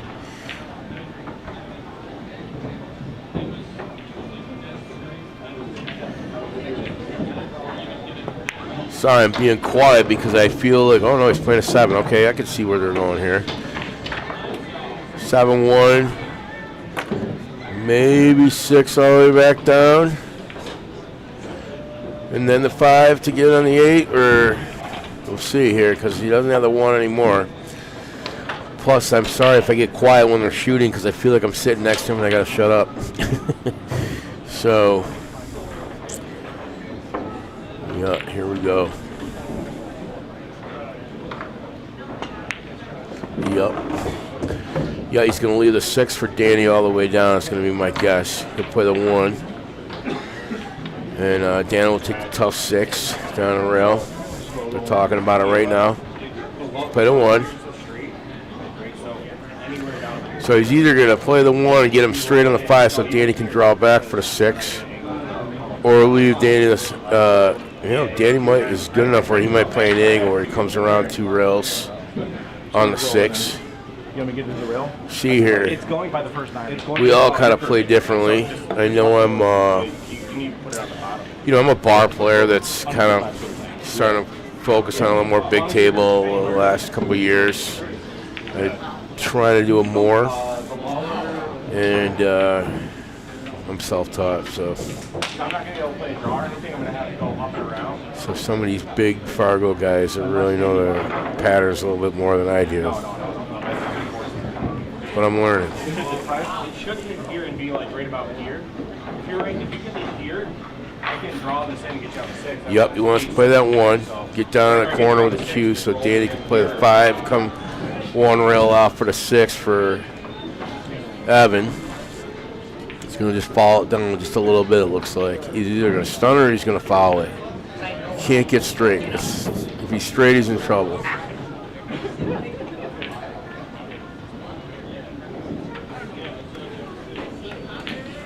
Uh-oh. He just missed it. He got the lead, but he missed it. Yeah. It's all right.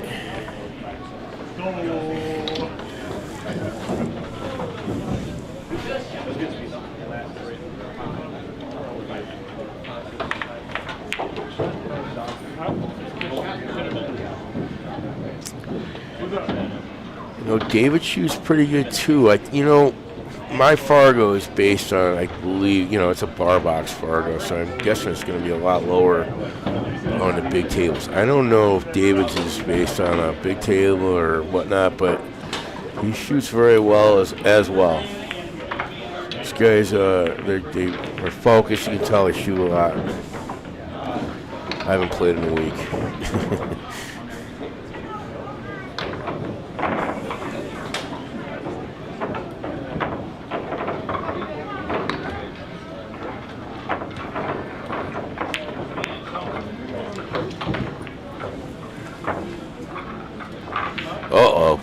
stitched him good there.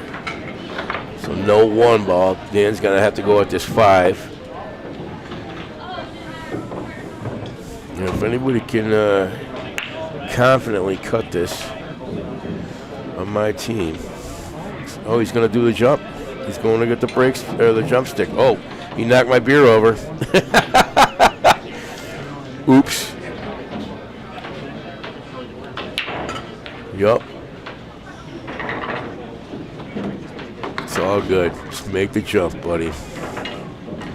I can get another beer.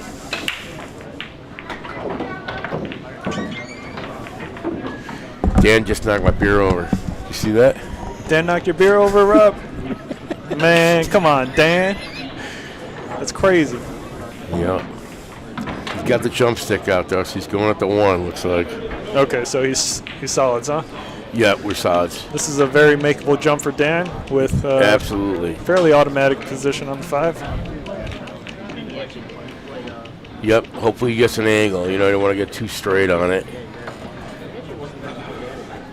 So you got to come around for the 6 because the 6 is still up there. Yeah. Man, even if you get straight, you can play short side on the 6. Yep. Shoot it down the table. Absolutely. Lots of options here as long as you make the 1.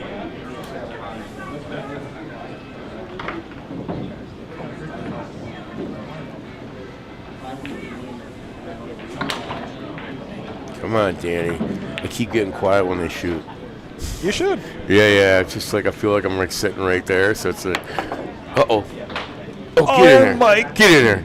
Oh. Doesn't drop. Oh, he chokes. Yo, no, that's not. Yo, Rob is lit right now. Oh, no, I'm not. I'm getting there, though, but I'm not. I'm not yet. I'm close. I got a good buzz. Yeah, I really can't believe that didn't drop, though. Same. It looks like it's like right on the... Dude, if you bumped into the table, yeah, it would fall. That's crazy. But this kid's like a Terminator. I tell you, he's going to be really... He's a very good shot. But still not a bad lead for Dan. No, not at all. This is still a tough shot. But no problem for Jake, of course. Yeah. But Jake unable to get position for Dave here. What do you think? Take the shot on the 15 or try to cut the 9? I think, Dave, you take the 15, personally. Yeah. Because you're going to come around for the 10. You know, Jake's so good that he can probably get it easy for Dave either on the side to set the 8 up. But that's kind of what I would do. I'd probably roll it forward. And I mean, if I was, or even a little drop back towards the side pocket, that's a little dangerous. Looks like he's eyeing the 9. Wow, he is, isn't he? He's calling a bank to the 10 ball. Wow. I don't know about this. Yeah, this is you know, it's actually collected. It's pretty good. It's a good two-way shot. It really is. Yeah. It really is. Because leaves it tough for both the 5 and the 6. I think this is actually an interesting, but the way that 1 ball's in there, it's going to suck it right in after it. You know, it's just going to create that spin. Nope, I don't think he got it. Nope. Damn. Needed to get it. The 5 does not look like it's locked up. I don't think it is. Should still clear into that far left. Yeah, but that 1 is so deep. 1's pretty deep. You gotta hit him, just stun it, I guess. Just get it out to the left.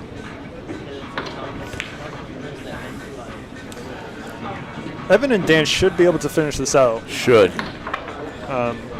As long as the cue ball stays above the 5 and the 10 here. Wow, he's going for the combo. I like it. He's got to slow roll it, and Evan's been playing pretty good lately. He's got a really good touch. He takes his time. He definitely has a softer game than I do. That's kind of one thing I got to work on in my game is. You blast everything? It's not even that, but it's just like 10%. You know, it's just heavy. Oh. I think Dan can get on that. I think Dan can get that 5, and then or he does a 6 and goes back and forth and gets the 5 for him. But both shots are pretty awkward. Yeah, they are 100%. Yup, there you go. He's going to shoot left-handed too, which he's not. Last time he shot lefty that I saw, it cost him a pretty important game. Oh yeah, don't do it then. Although Dan does shoot pretty good left, just nowhere near his right. Right. Wow. That is a great shot. That is a fantastic shot. Look at that. Yep. Absolutely perfect. Evan's going to need to play this with draw here. Yeah, play it with some Put bottom. 2 rails out for the 8, right? Yeah. Definitely some bottom right. But this is a shot where you need a good stroke. 100%. You need to stroke through it pretty well. Absolutely.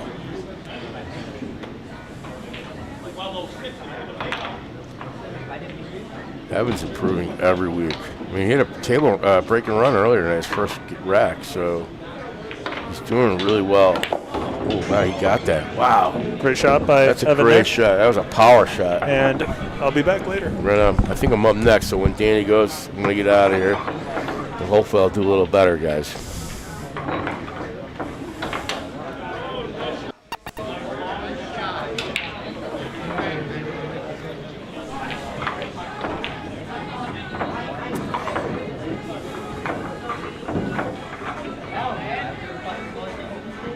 Come on, Danny. Sorry, it's my team. I got to root. Tie it up for the night.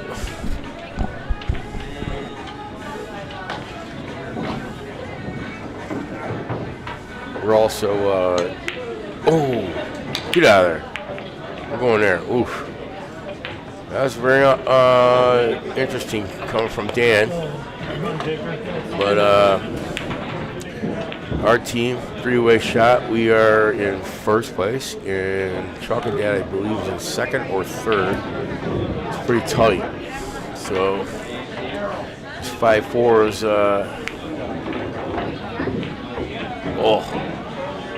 unlucky. Use our timeout.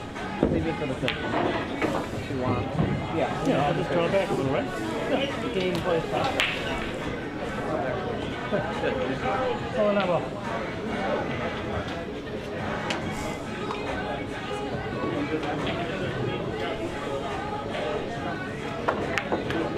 Do maybe a little stun here, maybe a little draw, not too much.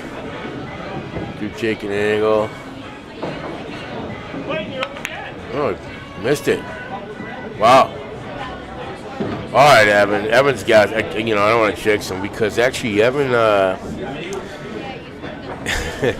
Evan's a jink master. I'm going to say it because he's funny, but he's going to watch this later. But he's going to get this.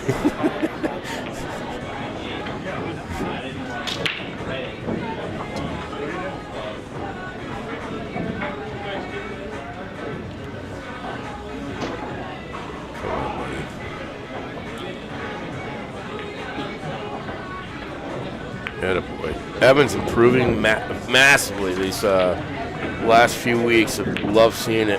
He's a great guy. Love my teammates. I'll be back in a bit, you guys.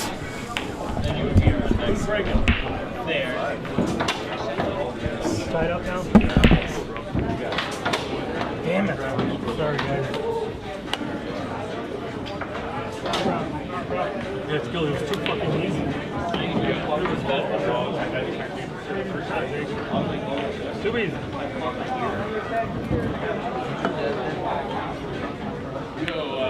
Yeah, hit it slow. Takes so much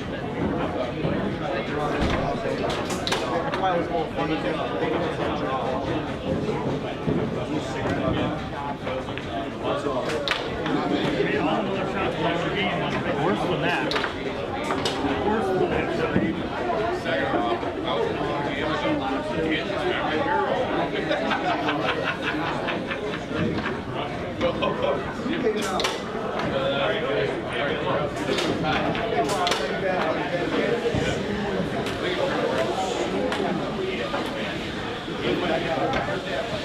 You guys are breaking. You want a break?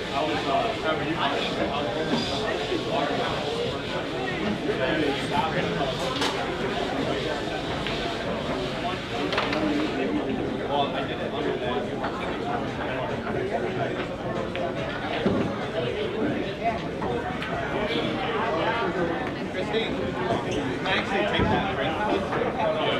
Can you take that?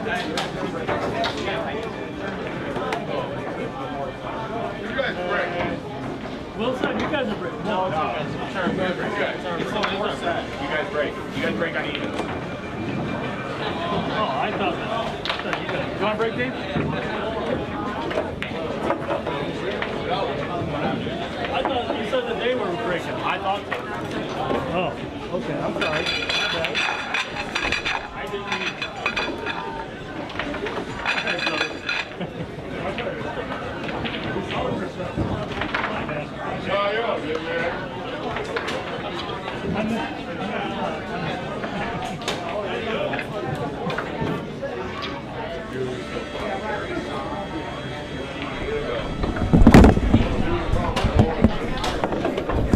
Well, Dave let us back in that one. We definitely lost that. Dog the shit out of Dave.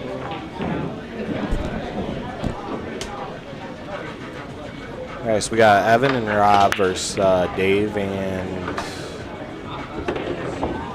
Will Rhodes. Decent break there by Dave, but he kind of don't know if he lost the cue ball or if the cue ball got kicked down there. Nothing easy so far. I don't think 7 goes past 12 or the 15. Looks like if the 7 went past the 15, you could run out. You could take the 3, get on the 4, and then you're like kind of good. Or you could shoot the 7 now and risk everything.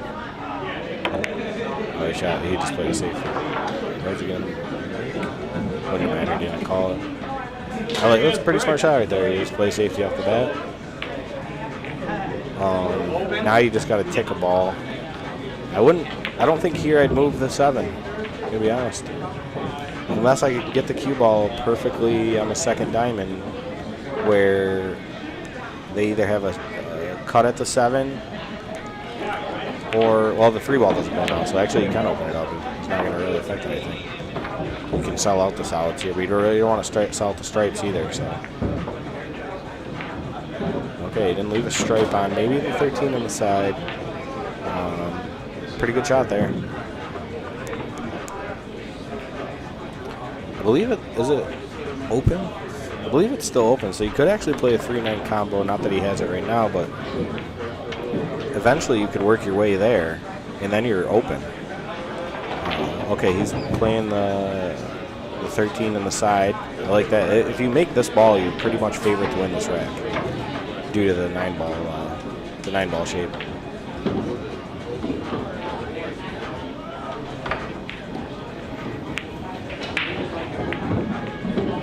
All right, great stroke right there. Who was that? Dave Powers? Yeah, great stroke by Dave. Thought that was Evan actually.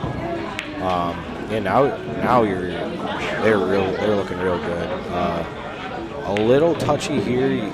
You don't want to disturb this 14, and it looks like you're going into it, but I don't know if 11 passes the 14, so you might want to try and ticky it just a bit, but then, it depends on how thick you hit it, because you don't want to tie it up into the 7-1, and you almost got to kind of hit it with some pace, to be honest. And he did, and it caused a miss. Does it open up enough for the 2-ball? I think it did.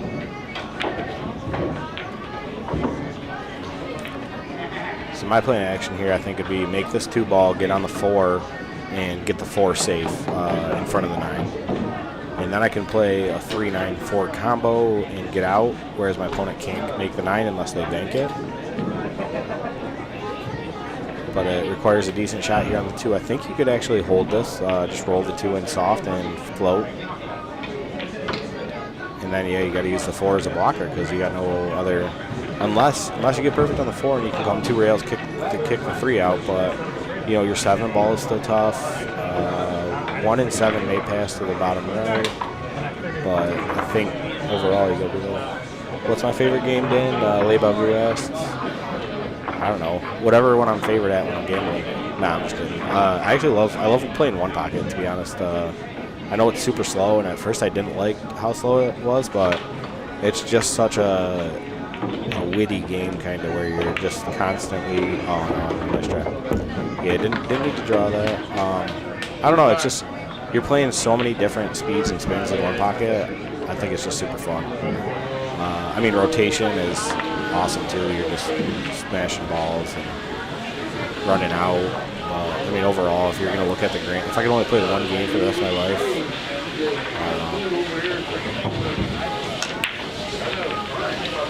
I like 8-ball bar box too, but it's just like the shooting challenge isn't there. But the pattern challenge is there. So I'd have to probably go with one pocket. I wish I played straight pool a little bit more. That'd probably be the most fun game. Because it's kind of like one pocket, kind of like rotation, where you're actually potting balls and stuff and playing patterns. I'd say straight pool is probably a combination of like 8-ball, one pocket, and rotation a little bit. But, one pocket, I'd probably have to say one pocket. What about you? Looks like we got Jake's dad, I believe is Rats Guy, if I'm not mistaken.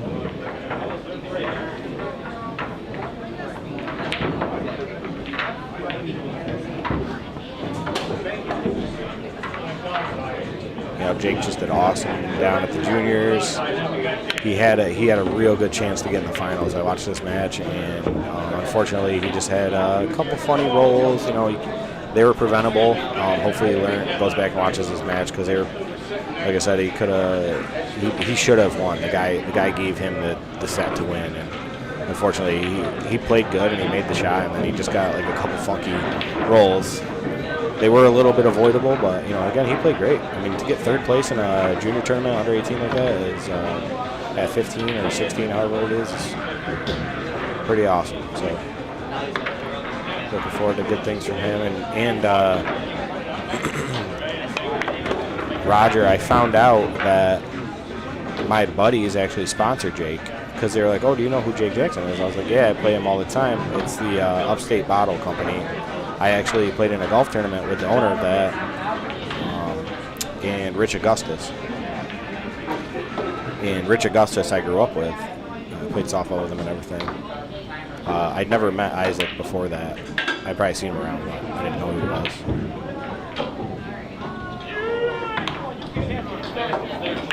All right.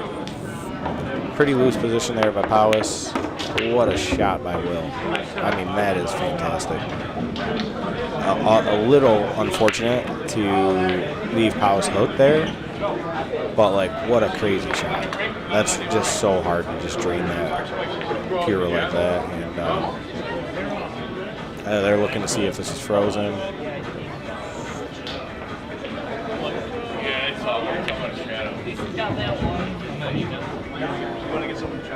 I'm going to go make a call. Mike, can you check it? It's close. Look at it. Frozen?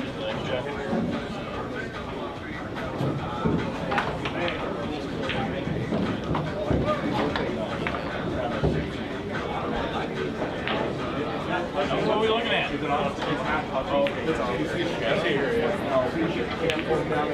I see it. This position.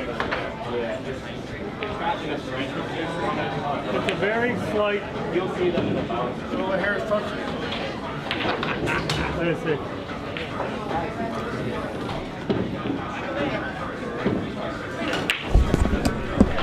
That's about as close as they come. Like, you got the threads touching it, but it's like slightly off. Oh, and it don't matter anyways. Oh my God, and that's honestly the worst possible outcome you could have from that shot because he kicked the 3 out. So. Yep. So now you got to go 3-ball, 5-ball. Or, you could go 4-3-5. That's not bad. I really like getting the 3 out of there because the 4 is so easily makeable. And if I take ball in hand on the 3, that's really the ball that you want position on. Ball in hand position on. That's the hardest ball because you don't want too much of an angle on this 3-ball. So Rob's got to leave him. See, now you got a little tougher 3 than you would have had with ball in hand, whereas the 4-ball cut into the pocket is pretty easy from anywhere. But now you have to play a touchy, soft draw to maintain angle on the 5. I mean, anywhere is good, stop shot, and you can push the 6 up a little bit. You don't have to get, correct side of the 5 to not move the 6.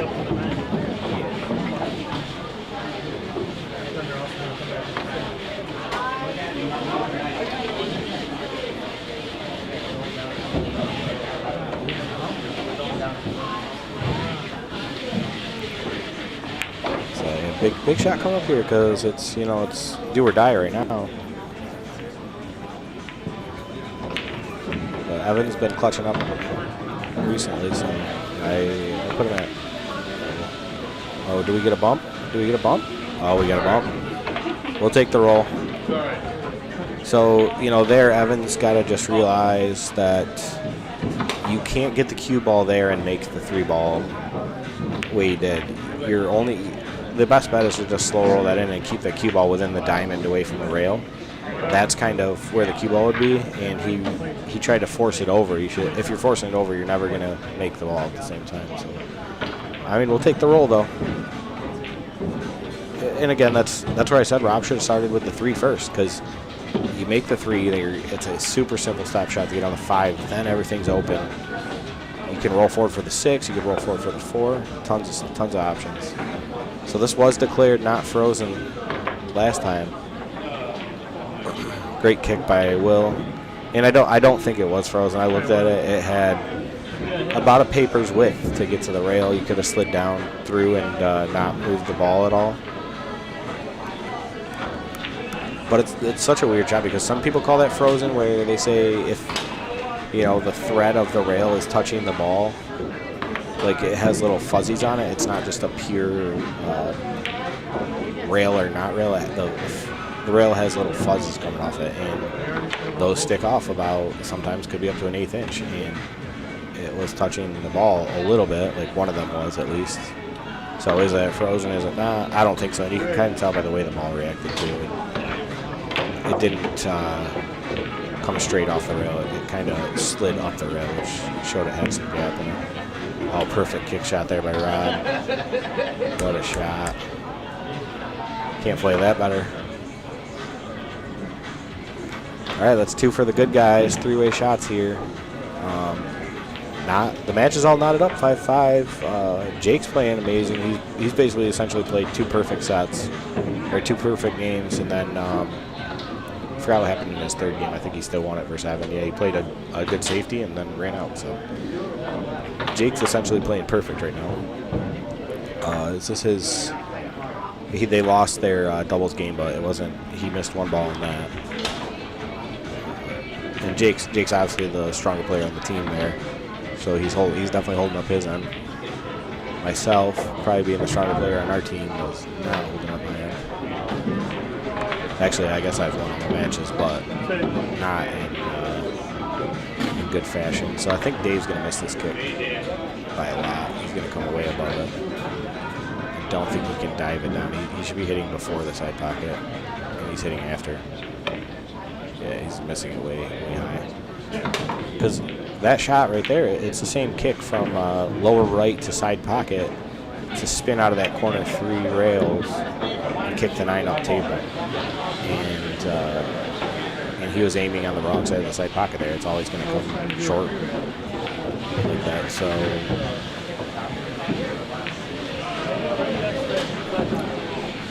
So you could play the 1 ball here and open up for the 7, and then play the 1 and then use the 7 to get to the 6, and then 6 to get the 5, 3.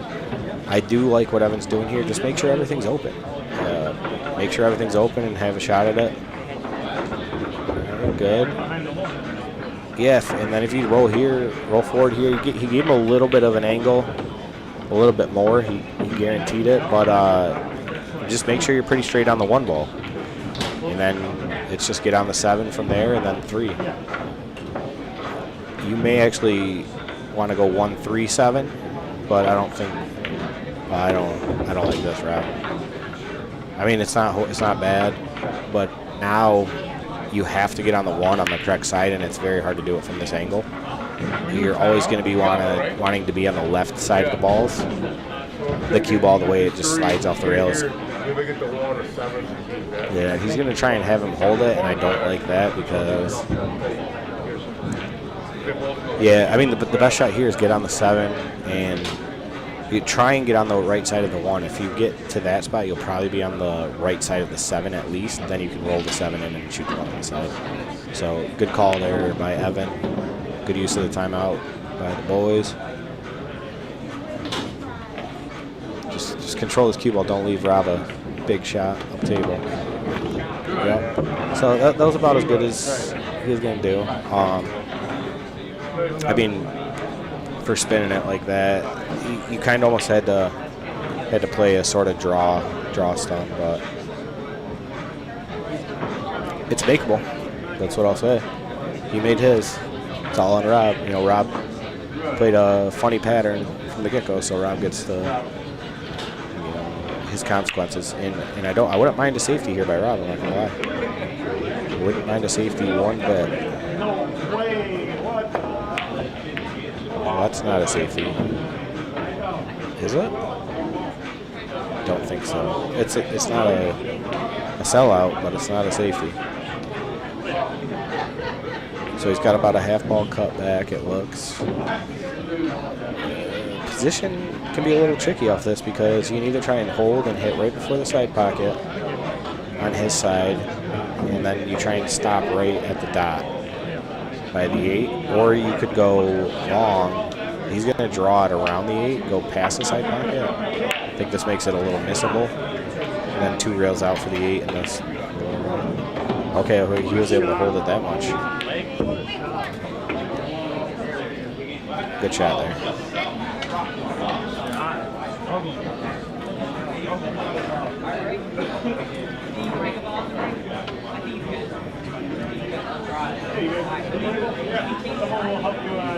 All right, one good stroke by Powers.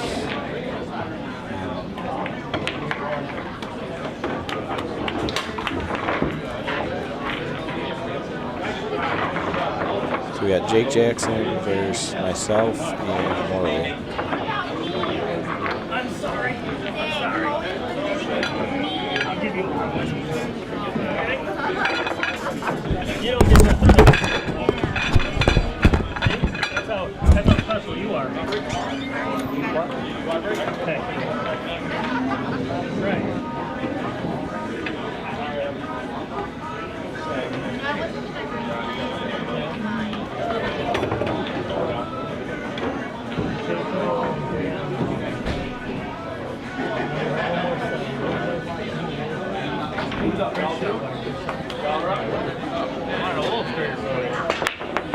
That wasn't an easy back cut. No. It's not a gimme. And then I'm looking at it while I'm down the shot. I'm like, this is way too thin to do it. No, what are you talking about? No, you were stunning right down the center.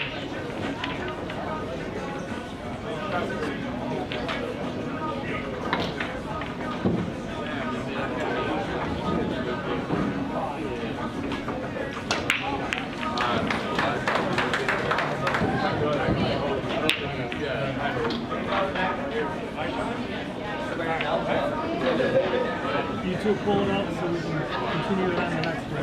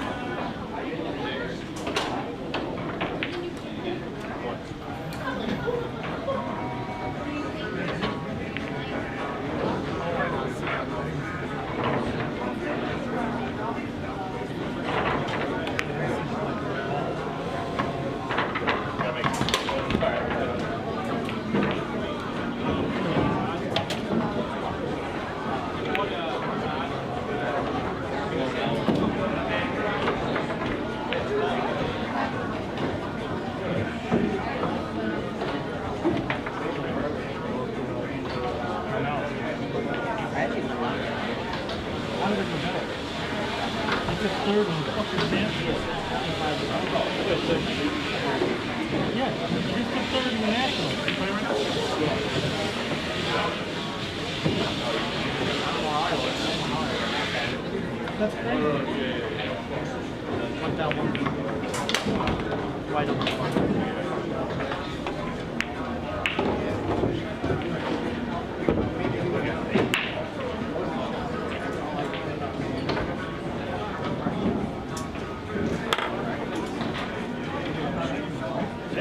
Sweet.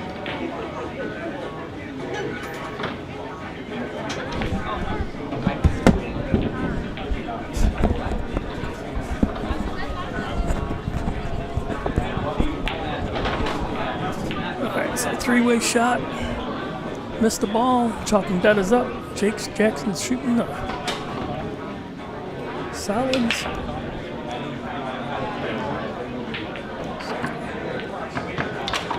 Put the 2 on the top there. Unusual miss by Jake.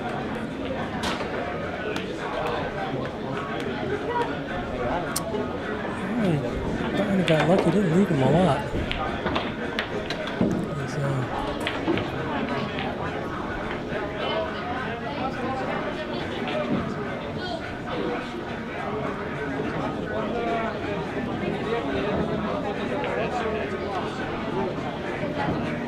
Dan may be looking at cutting 11? I'm not sure here.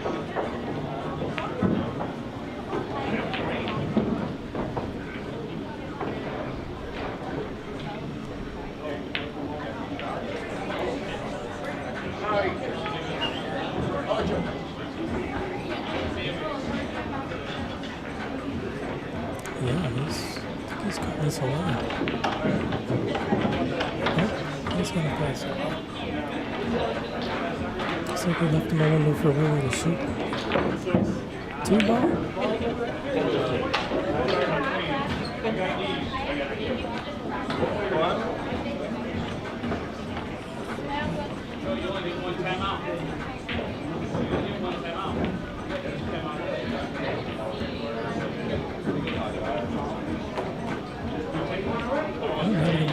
You can get the one on the side there.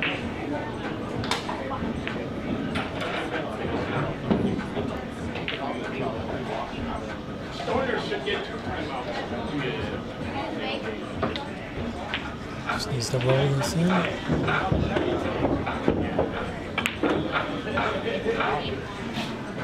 Making a good roll here.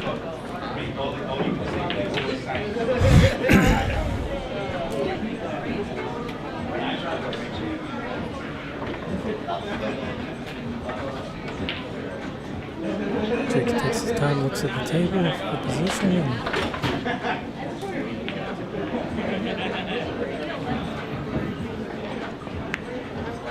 just playing it up for the 7 or the 2 on the side.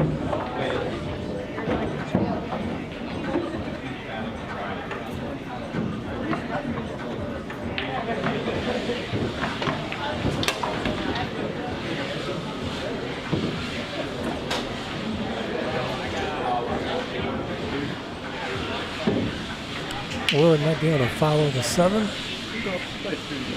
he's calling the 2.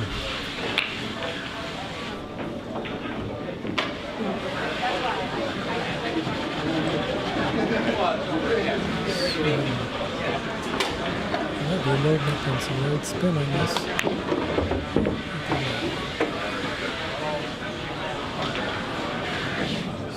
Came away with a shot here.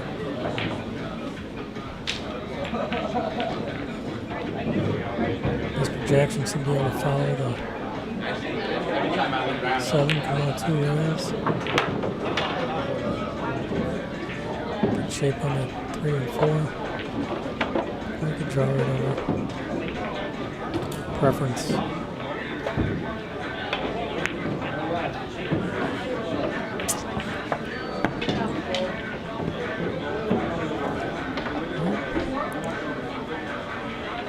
Another unintended error there by Mr. Jackson.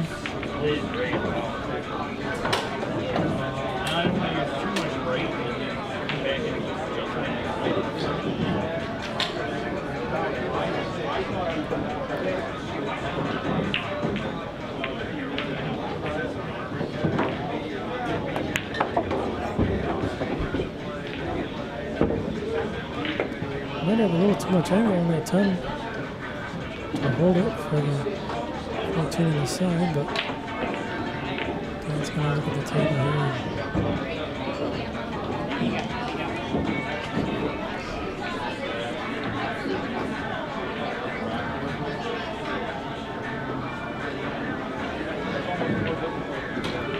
I think it floated up. Roll it in.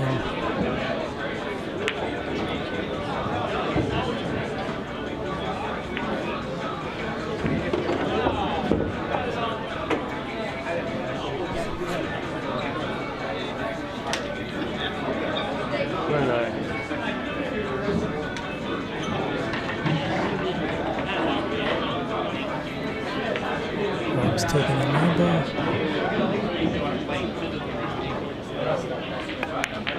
Stun up for the 14. Good job. Good. And he's got Dan on the other side of the line, so he's going to play it up table and back down.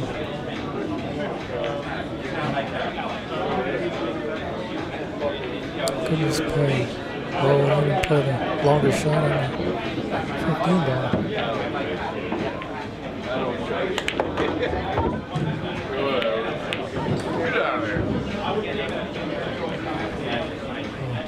Oops. 11's natural to the 15. Just Time out. Make sure that you don't underhit. I don't care if it comes up here or here or whatever. Just don't leave me down here. Right? Don't overhit either. Just let it. I just want to put it here. No, it won't. Just let it bounce, and you got a huge area. So Yeah. All right. You got it. You got it. I know, but I want you to take your time.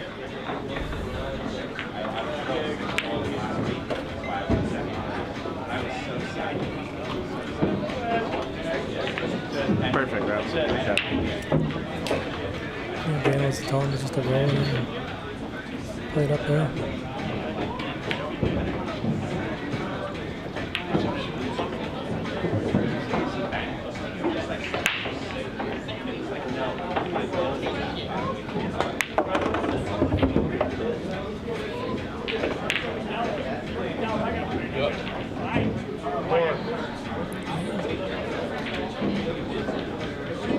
I'm not sure if he has to queue over the 4 or can he get on the other side of it. He has to queue over the 4.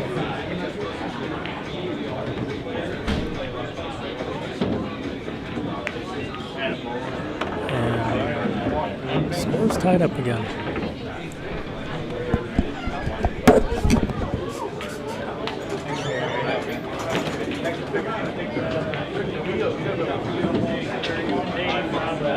Who's breaking?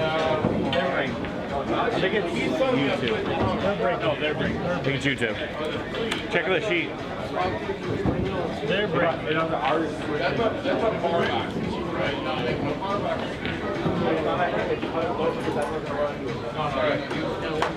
Dan.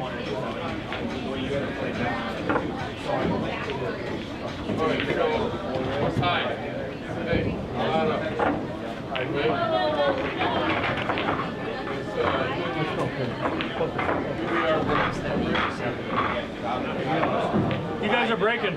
Yeah. It's you two? Yeah.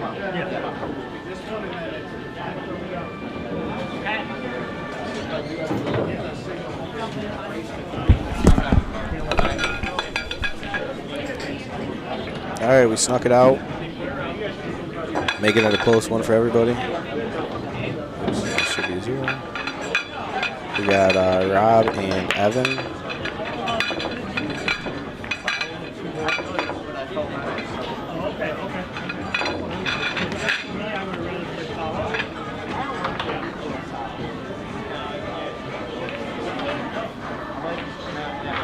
And then you got Jake and Dave.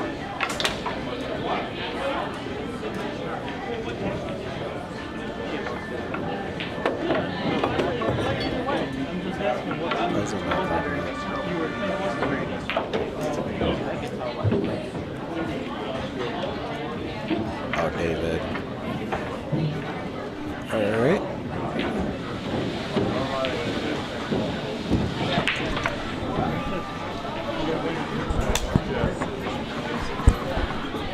All right. Can we take the lead? 3-way shots.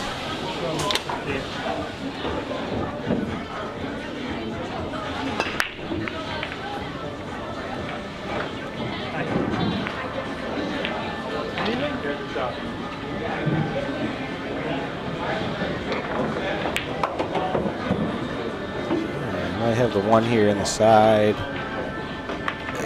If that's the case, runnable table. Game on.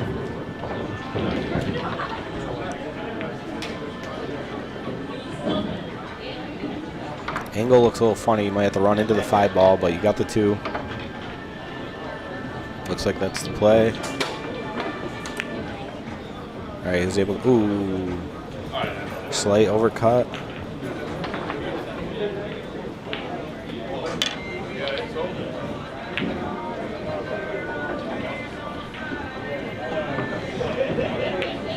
All right, Evan, let's go, buddy.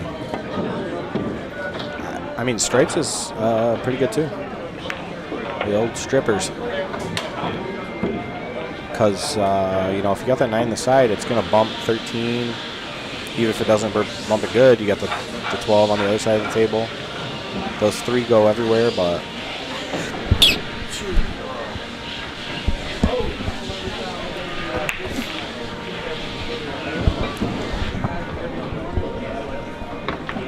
I think these headphones... I got some water in my ear like a week ago, and I think these headphones are making it worse because it's like keeps coming back.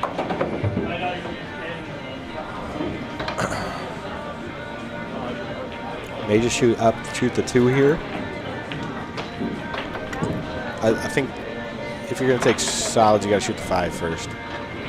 5, a little draw to the side rail, the long rail there, and then you got a bunch of options from there. And then your next key thing is you got to clear out the 6 so you can shoot the 7. So stripes are what he's gonna choose. I like this. It really all just depends on how you get on that threesome down there. By the 8,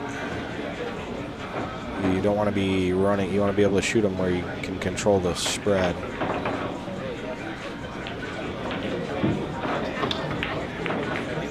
Okay. Yeah, that was a tough one. He went at it with a little bit more pace than needed, I think. Just a little punchy there. Feeling a little pressure. We're all tied up. Wants it.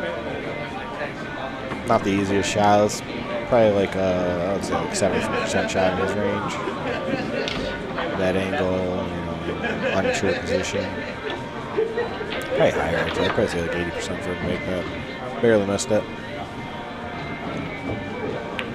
You got 3 here. If you're gonna take solids, you gotta figure out that 1-1-5 issue. I mean, again, stripes is looking pretty nice here. You roll the 9 ball in, and then if you roll the 9 ball in, and you can get straight in on the 10 and just draw back, and your money from there. 13 can go at any time. 12 can go at any time. 11 can go pretty much any time. Powis looks like he's gonna take the 3 ball. Kind of feel like this is a mistake because he's most likely going to be drawing into the top of the 15. Let's see what he may be confused here too. He may not realize that he has open table. Unless if he shoots this 9, right? I think he's shooting the 5. I don't think he realizes that it's open table right now. Everybody's missed. Jake broke, made a ball. Powis made a ball, Jake missed, then Evan missed. I guess it don't matter because he made that. That was a pretty nice stroke right there by Powis. But I really think that's a mental error right there. I don't think he realized that he could just shoot the 9 ball. Maybe he wanted solids. We'll find out after the game.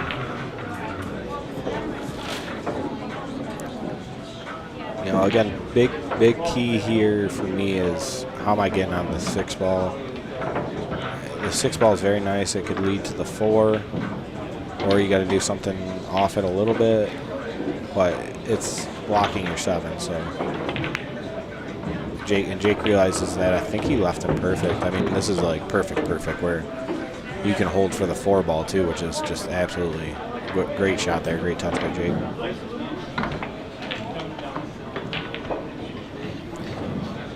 Powis going to have to throw this in a touch to be able to hold for this 4.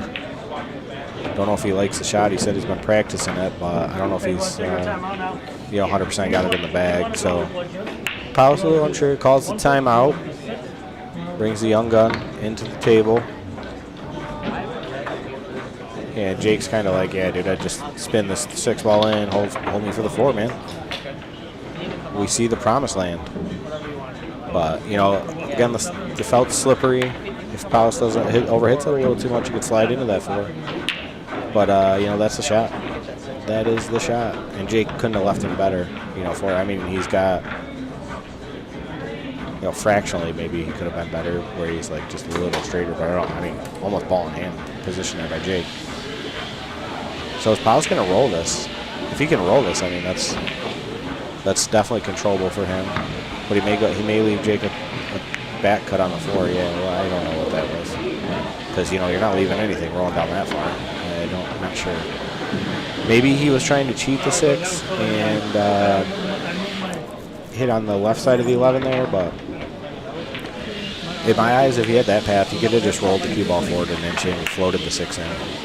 So a little processing error there.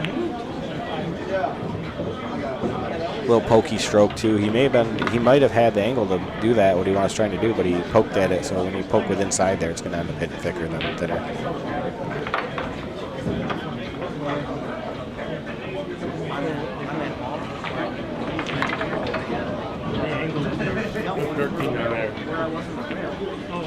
All right, Rob's calling the long pot.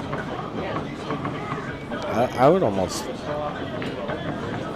guess it's kind of tough. I like the shot if you can get down for the 13. Jake's going to be up next. Okay, he got the cue ball fairly safe. So, you know, overall, I like that shot. It's sort of a two-way.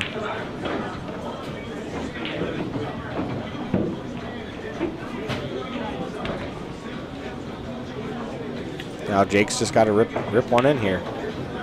I don't know what he's going for.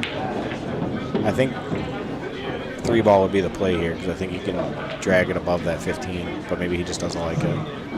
So he opts just to roll the 6 in, get on the floor. That's perfect. Great shot, Jake.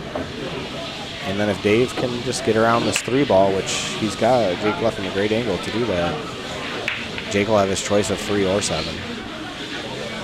And the 7's big because you don't want to lose the cue ball into the 8, because you still got your 1 ball up there.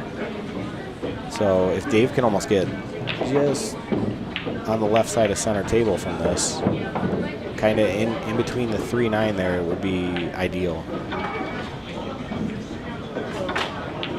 So, okay, pretty well struck there, and no good. That needed to be a little punchier with side spin. He only kind of hit like a high ball. He tried to go like a high outside on that, and it really needs just to be a punch side, because you need to stun it through that gap, bring it up. Or I guess you could do like a punch with high, but you can hit a little softer if you just punch inside.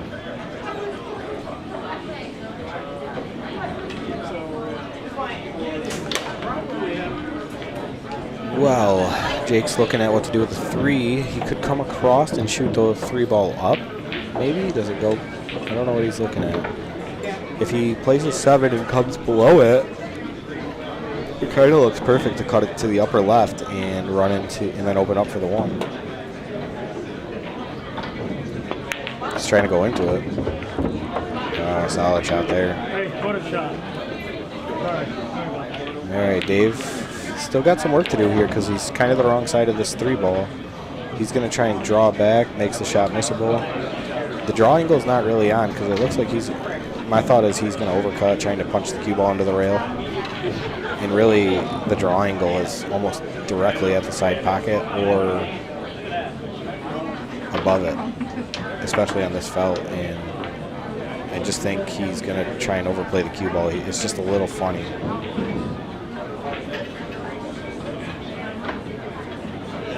He could also maybe go forward 2 rails, but then you're right at the 8-ball. Maybe you hit it. He's just got to realize that he's just got to draw straight back and don't try and go into the rail.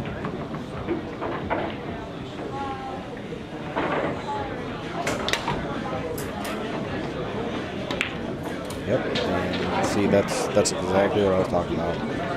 And that's a shot Powers needs to, hopefully he watches this and listens, but you can't, the cue ball doesn't go into the rail from there.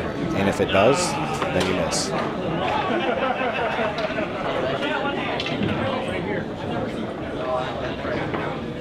So from here, you got I think you got to take 13, draw back for the 9, try and get that 14 ball out of the way on the right side of the table up there by the cue. And then you got to work on your little pack there.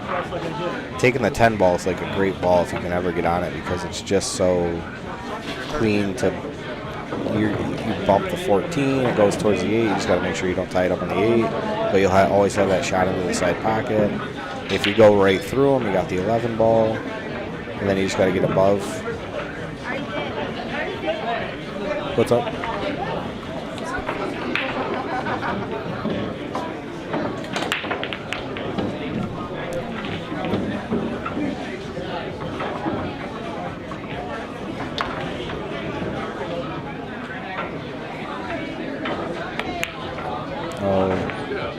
Okay, what's going to happen? We need this one to go in. We need the one to drop. We need the one to drop. Doesn't drop. Well, honestly, it didn't get in the best position either because the cue ball kills on this 11 ball, so Jake's forced to take the 3 ball. Kind of hard to hold this. He almost may have to go back and forth 3 times to find the channel. He may be able to hold it once. Just slow roll this 3 in, but it's tight. It's tough. I can't tell his angle.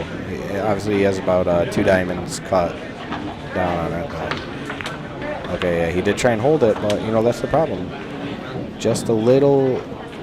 You try and hold it, and you miss the shot. So you kind of on that. I think you let the stroke out, and you go back and forth 3 times, and come back across. It's just a higher percentage shot than trying to slow roll and hold, especially from that angle. The angle there just wants a harder hit ball.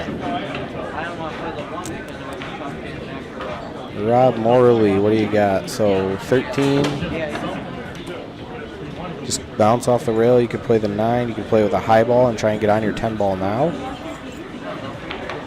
Or try and get on the 9. Alright. So pretty decent there. I think he left him the 14 on the side. Or whatever the pink ball is. 12.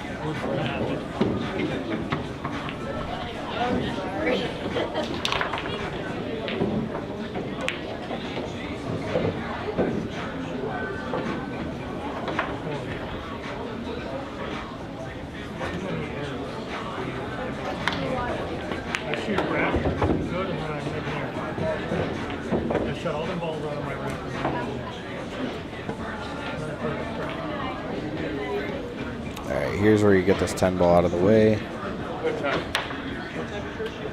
And that's what Rob calls. And I like this because it's a 3-way shot, just like our name. You roll it in. They'll have no shot. We'll have a shot, or we'll have position. You missed it. But like I said, they got no shot. They do have 1 shot, but it's a very tough position there. Little pokey from Rob. Rob jammed his finger in a drawer the other day, and his bridging and stuff has just been a little off ever since because he's just trying to, you know, when you got a pain like that, you're thinking about it instead of making the ball, and it's just taking him off his game a little bit the last couple of days, or last couple of weeks, I should say. Hopefully he'll be back to 100 here next week. This is tough. I would just try and hold this on the 11. Just spin it in, hold the cue ball right there on the 11. Give Jake, your best player, a shot at the 3. Otherwise, you're going to clip the top of the 11 and leave no shot. Or you just dog eat. Well, the good news there is he did dog it, and he didn't leave a shot.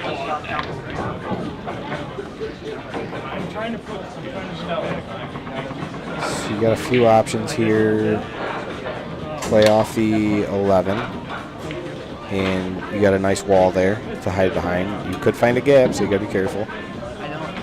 But if you get to the far left of the table, like almost try and hit the 8 ball, you know you're going to be good. And you just hit that with spin. Or you can try and cut this 9. You could bank the 9 and just put the cue ball up table. Or you could play a little riskier, try and cut the 9 in front of the 3. Or just place it off the short rail in front of the 3. Yeah. So, okay. Okay. That's cool. I'm thinking like.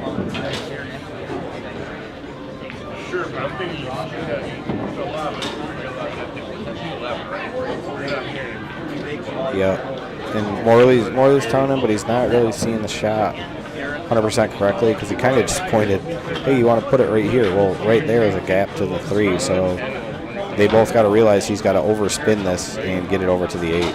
That's the better shot. Evan wants to just clip off the 10 and put it on the bottom rail. I don't really like that. I think the cue ball just bounces too wide there. It's a little too touchy to make, because you're going to make the cue ball hit the rail. So you can either leave them a bank on the 3. I think the best shot is the 11. Spin it over. Okay, now he's talking about it. That's good. Yeah, he's saying get over there. Get over there, buddy.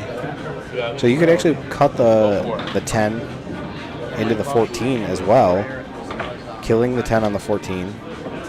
You could almost play a nice two-way shot here. Cut the 10, call the 14, and put your cue ball right behind the 8 off the short rail. So your 10 short rail, nuzzle up right behind the 8.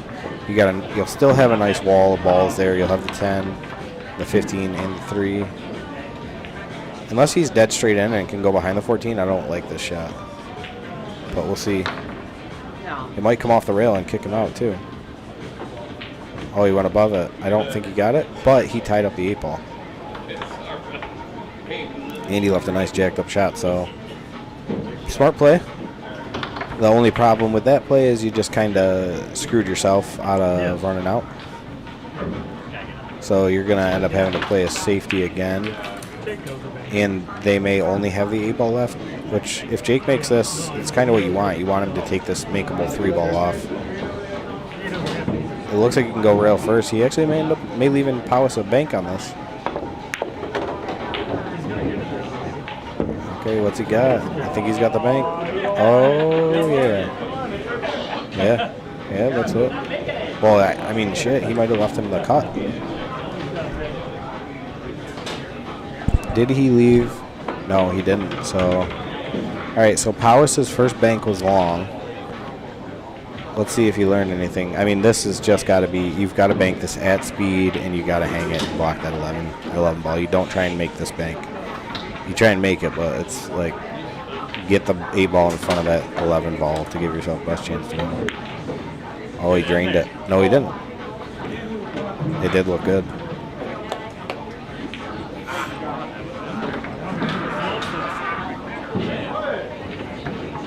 Yeah, great shot. Great real first shot by Jake. Actually, I don't think he ran real first. I think he caught the 3 like dead out.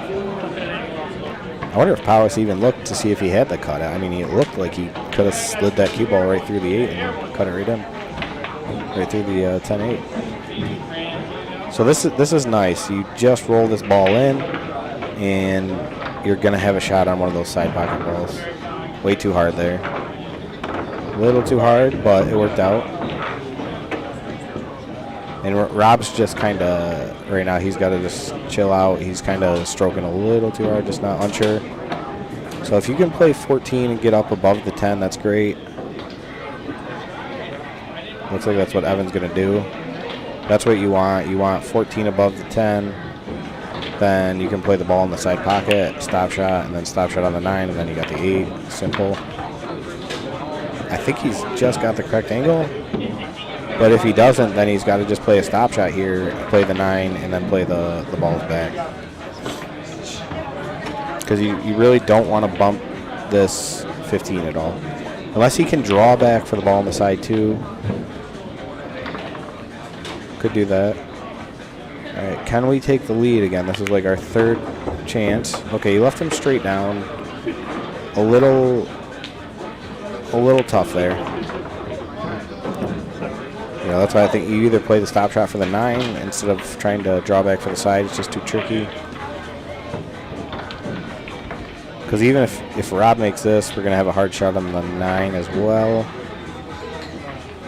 When Rob makes this, we're going to have tough shot on the 9. Okay.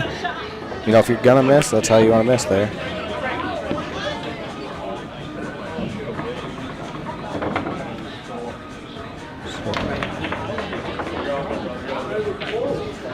I mean, he's stretched out. It's all ball fouls. If you clip that 9 ball, you don't want to clip that 9.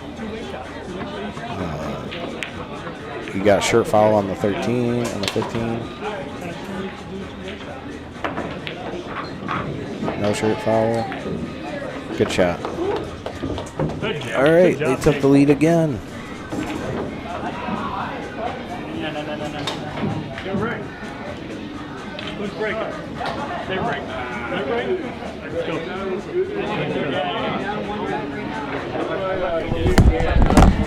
Hey, did we go ahead now? Will and I. No, you got Rob.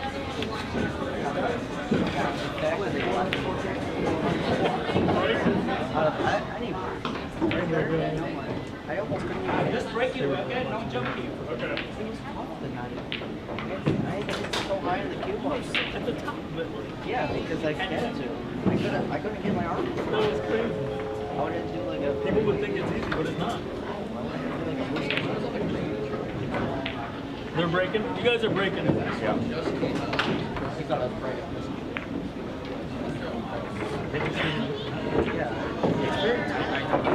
Sorry about following. Me and Rob. And then me and you.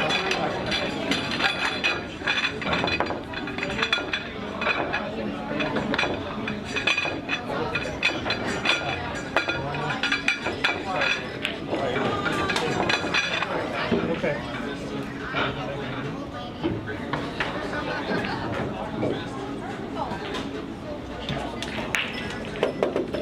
Hey, pick me up, man. Yep.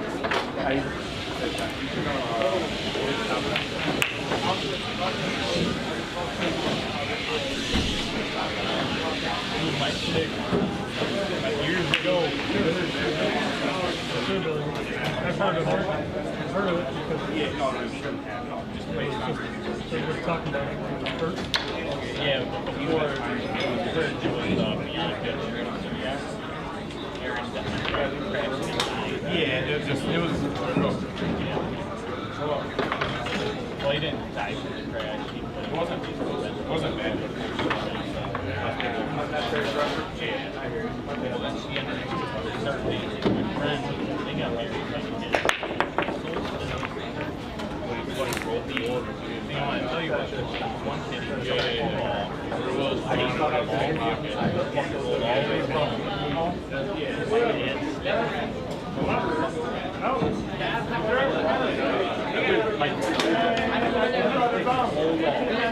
Ball went right for it.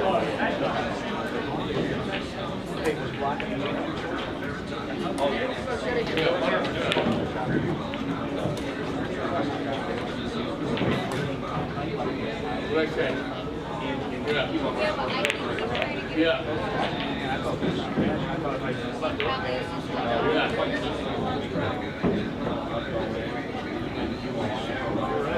Yeah. We're both learning.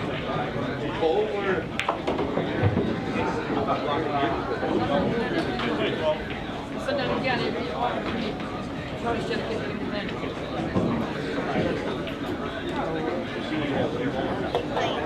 Yeah, Will and I are playing.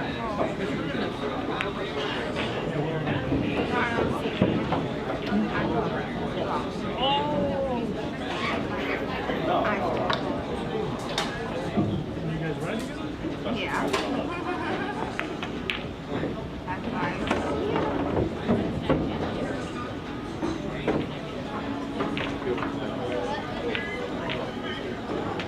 They're making friends.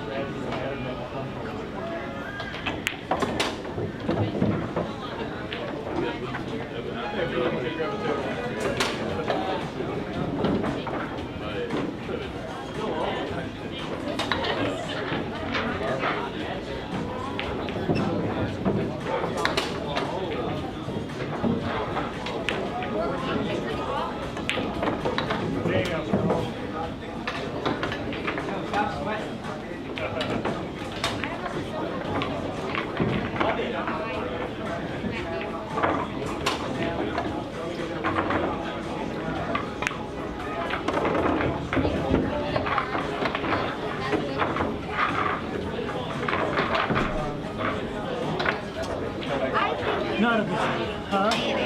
No, it's not where I wanted to go. Now we have to go back.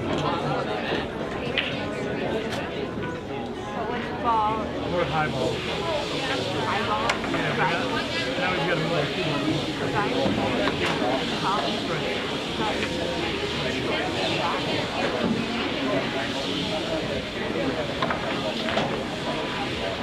Maybe he can cut the 9, and come around 3 minutes.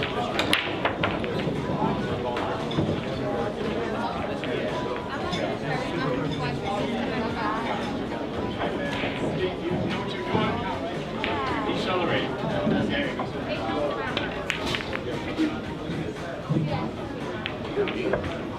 Sorry, Willie. I wanted to go for it.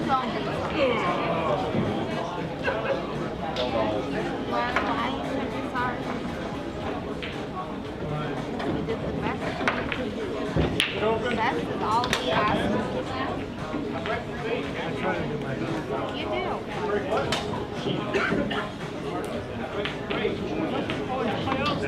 You know what? That doesn't matter. I told him that all the time. I don't see it anymore. I just got to put more time in practice in the count stage. I don't put enough time in. You know what? Life sucks. Right.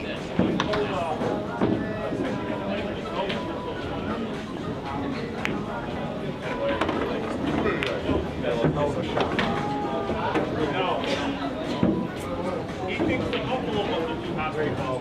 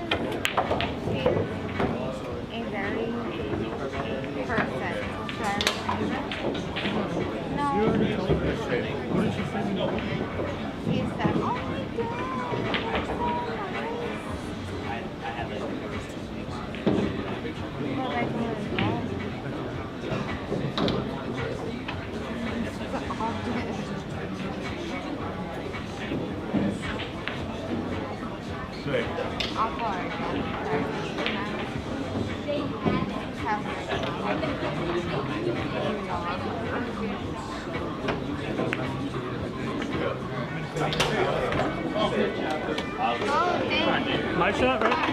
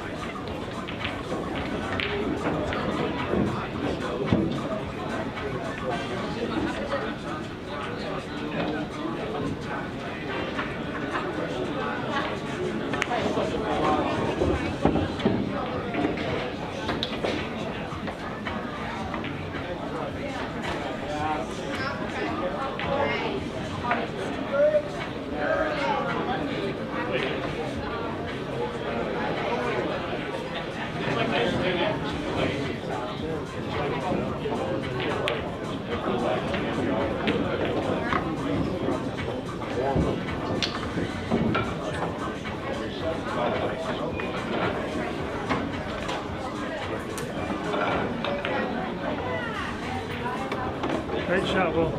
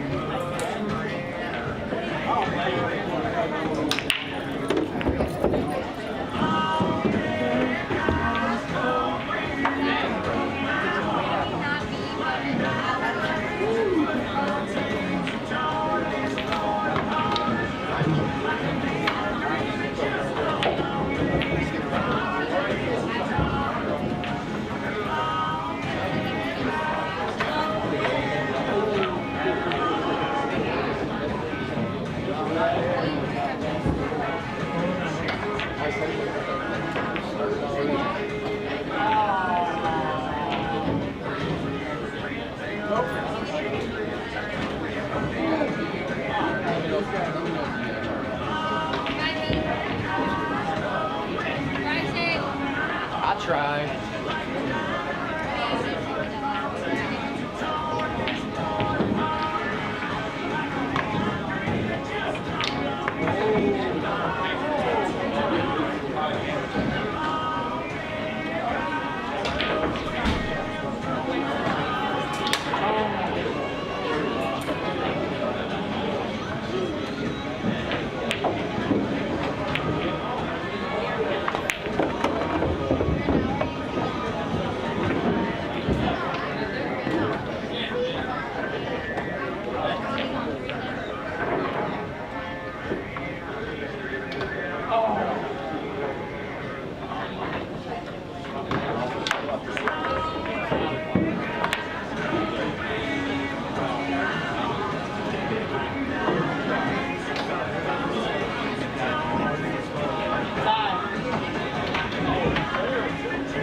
But I got time out.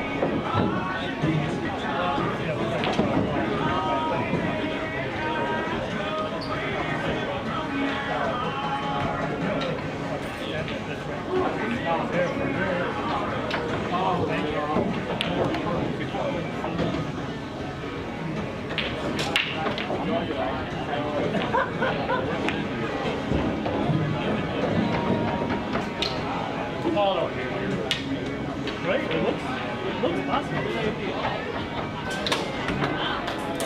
Do it! Well, I tried to draw across. And I hit the 2-ball.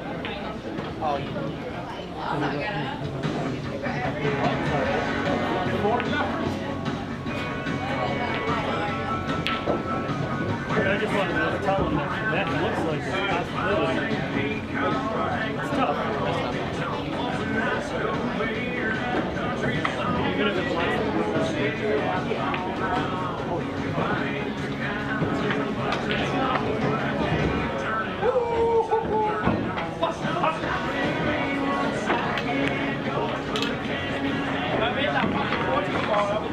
I know.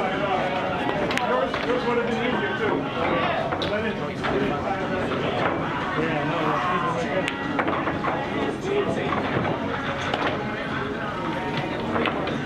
I wish I wouldn't have hit the 2. Yeah, I should have called timeout.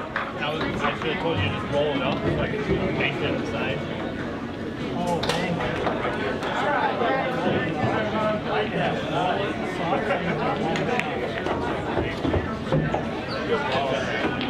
Yeah, this is like UFC, it's 1-1 right now.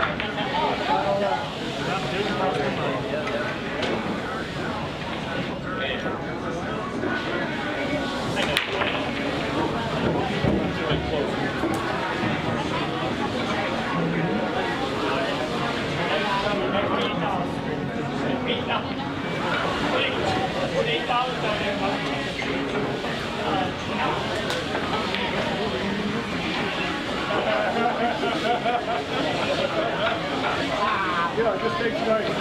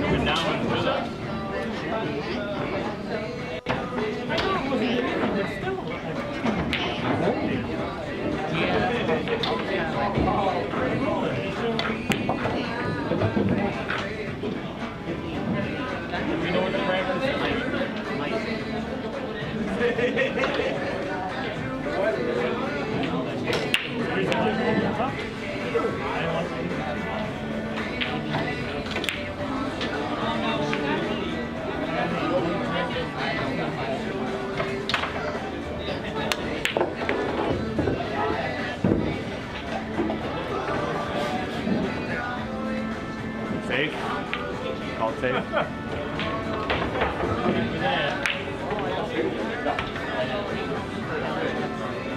You should go. Good thing I put it down there for you. Yeah, right? I blocked the pocket. Perfect. We're calling that time out. Okay. I blocked the pocket. On the words that me. What's up with 3 goals? No, go. Okay. Go up. Yeah. Let's see here. At least they can shoot it from anywhere. Unless they put the ball behind the rim somewhere. Yeah, but then they're going to jump. As long as I'm not in the middle of the table. I keep calling you jump kids for sample. Not wrong yet. I'm so glad I blocked that fucking pocket down there.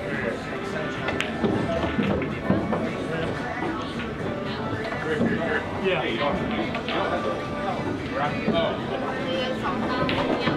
No, we're 8 ball. Yeah, I missed it. Like usual.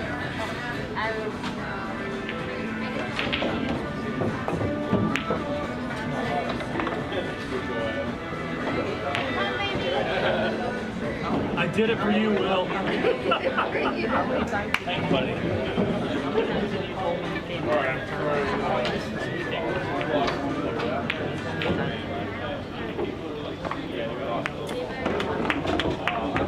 Let's go, baby.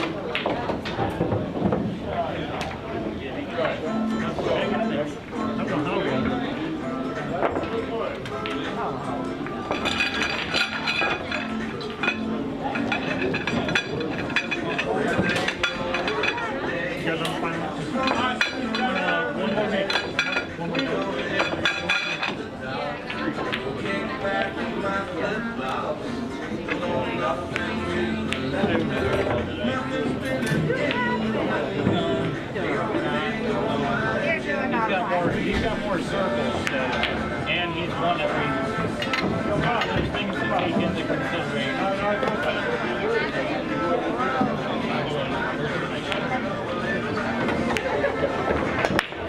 You didn't see last week.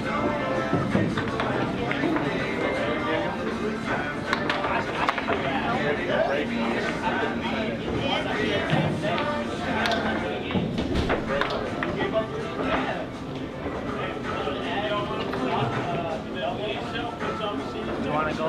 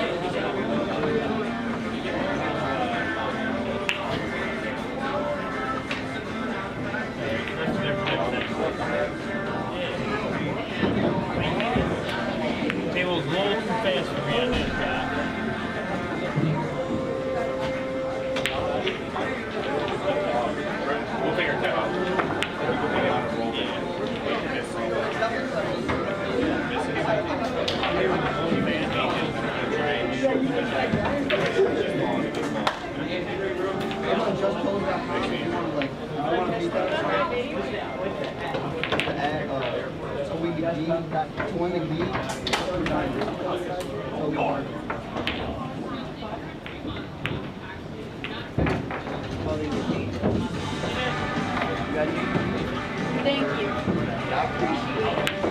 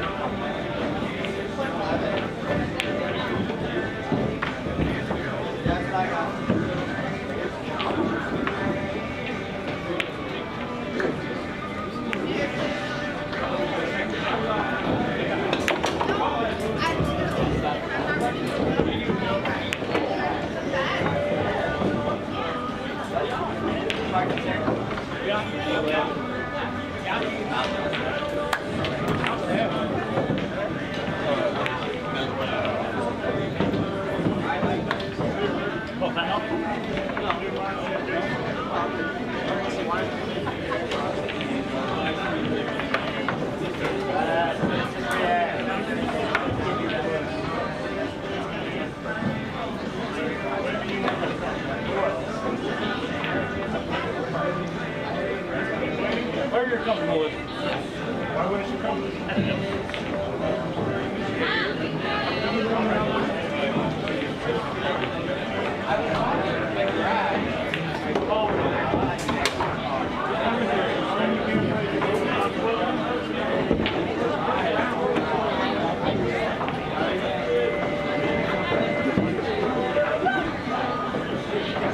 I was like, well, I'm not gonna.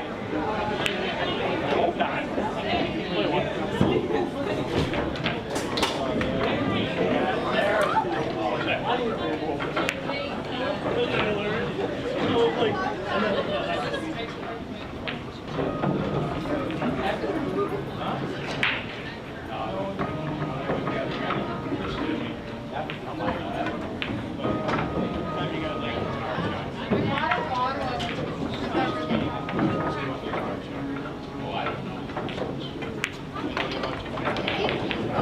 Try not to get fancy. Oh, yeah, I'll give it a try. The Rhodes clear the Robs in here. I feel like you're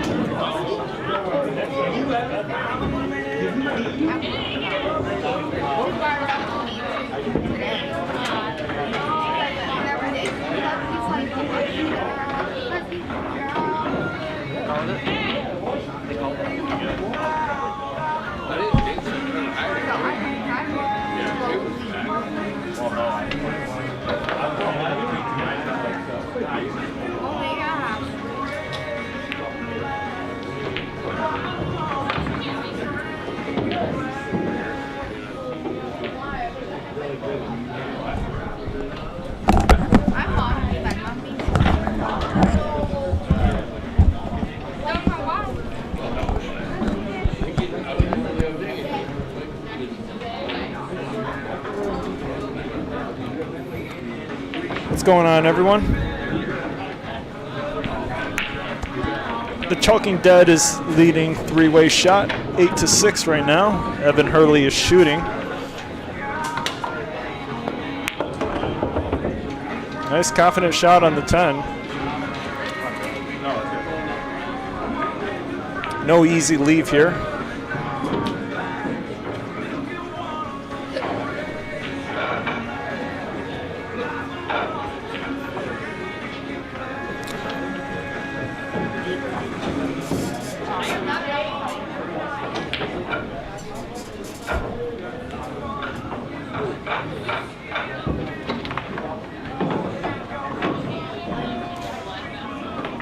Dan would have shot the 15 if the 8-ball didn't have to make him jack up on his stroke.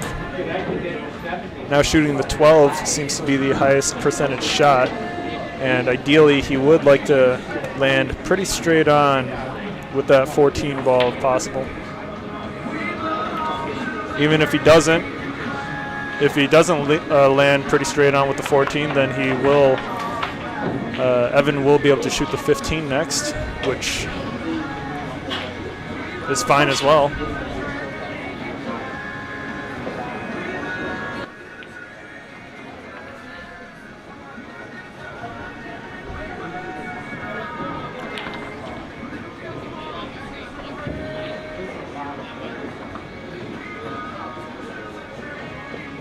Dan's taking his time on this.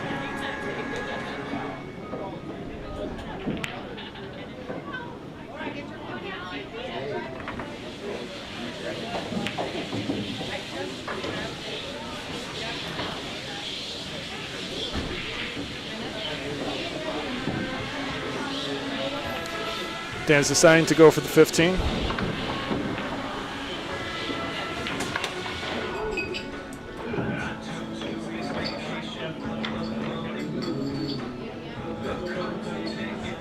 No, he's not. What a shot by Dan. Holy crap. Dan Charlo, safety first, plays a super nasty save on Jake Jackson. Wow. That shot was ridiculous, guys. Holy smokes. Perfect speed, perfect angle. Well done.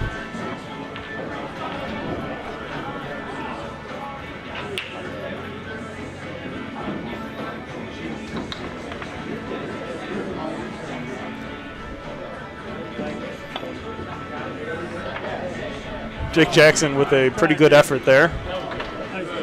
Evan's going to have ball in hand. Addressing the 14 may be the best move to start.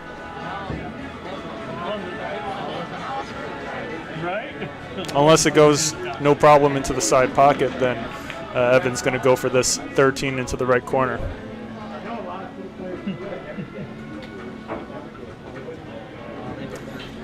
Man, Dan's safety behind that 15 was nuts.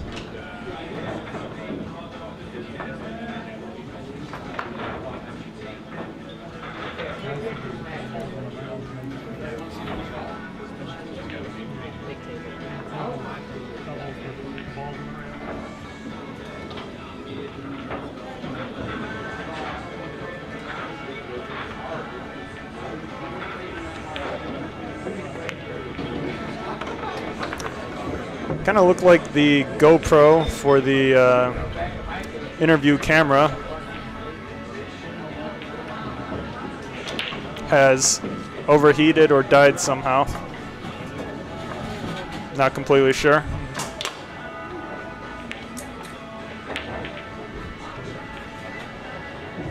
Let's see.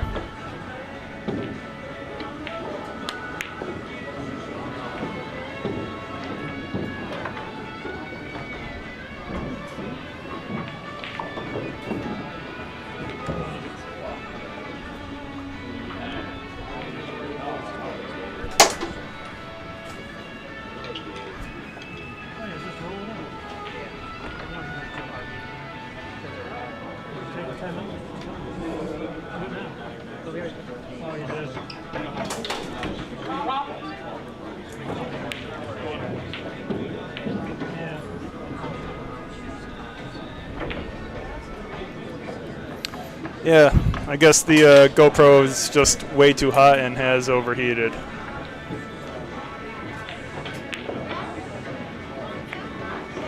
Real unfortunate miss there by Team Three-Way Shot.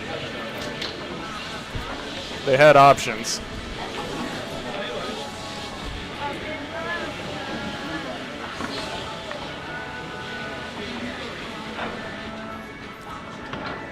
Chalking Dead looking to make it 9-6. And they do. Well done to Jake Jackson. And that was the last singles match, or I mean the last doubles match, and we're going to move on to a final singles match, which is going to be a race to 3. Dan Charlo is going to take on Jake Jackson here. Now, for anyone unfamiliar with the format, this is a race to 3 in 8-ball pool.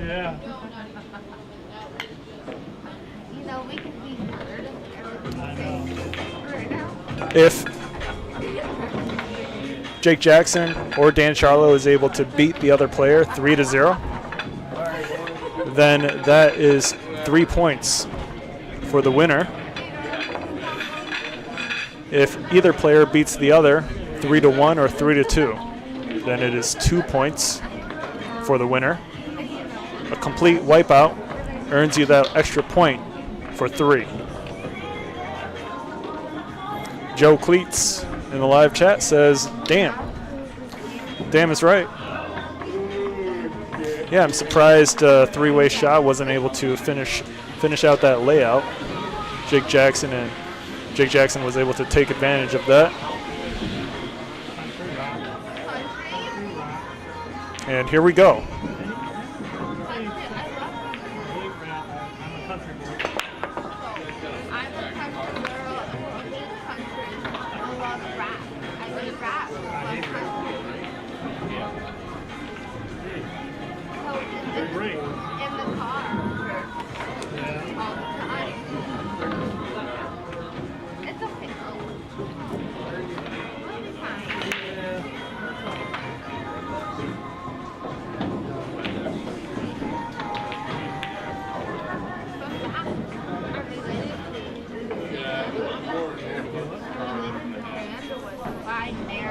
If Dan Charlo is able to defeat Jake Jackson 3-0, the final score would be 9-9.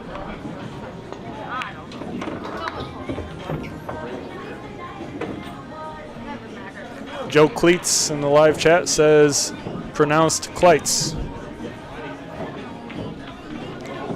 And we got Rats Guy. Rats Guy says, hi, Joe. That would be Roger for you. Good old Raj.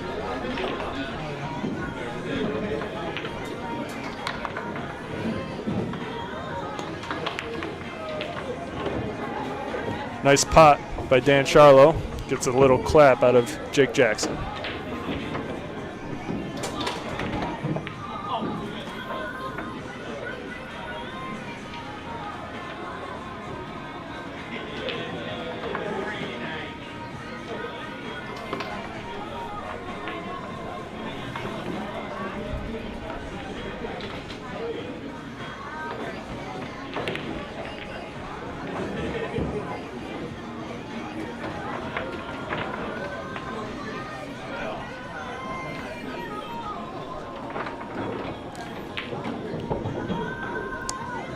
Dan's got a couple problems to deal with here.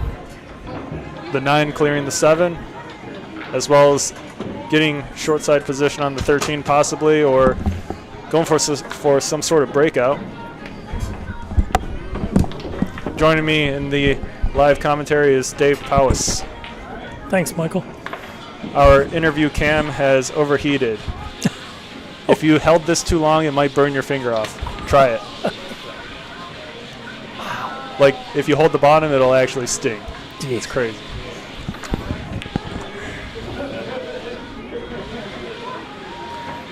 Well, he might be able to, whatever, he can pop the 9 in and just stop shot it, right? Pull it back an inch or two so he doesn't have a shot. You know, just put the cue behind the 2 there. Maybe. Tough to say if the cue clears the 6 ball. That's true. That's the key here. That's true. Even if it doesn't, a slight masse on the cue ball is fairly doable in this position. But he's hitting the 7 relatively straight on to try to roll the cue ball into the 9. Yeah. So close. Yeah, creative attempt there. It is. Dan may be looking to shoot this 13 to block the 1 or the 4 from clearing into that corner pocket. That would be his last problem ball. If Jake gives the table back, then he must have fouled. Wow.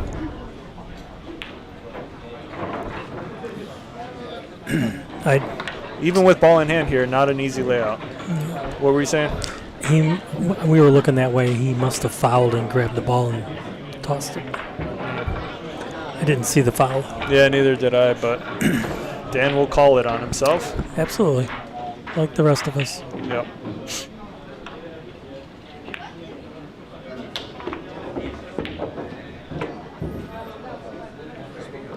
So that was his problem ball from getting.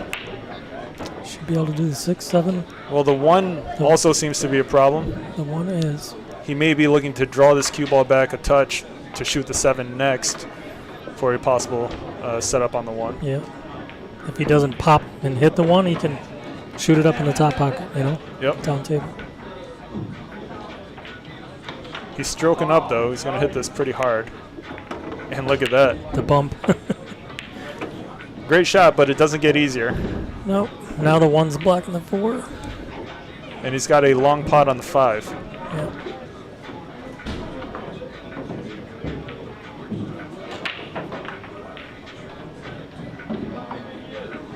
I'm not sure if he can just cinch it right back into the whatever ball this is. Yeah, the 13. That's the 13 there? Okay, I can't tell the colors. Might be able to cinch it back and get shape on that 1. He had the 3. The camera angle was pretty deceptive. It didn't look like it was completely clear. Yep, I couldn't tell. Nice shot by Jake with perfect position on the 1.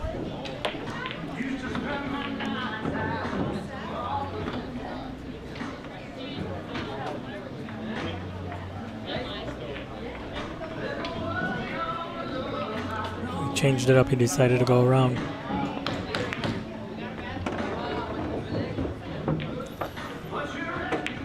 All right. He's got to make sure the 13 doesn't get in the way of his next shot here. A little tricky, and even if you stun this cue ball back, you're left with a tough cut on the 4, which is what he's eyeing right now.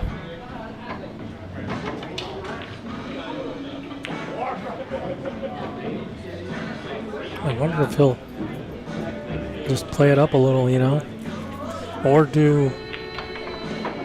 No, he's gonna. Yeah, if you play it up the table, the 13 can get in the way. And great pot by Jake. Makes it look easy. Nice shot. Can he make this one look easy?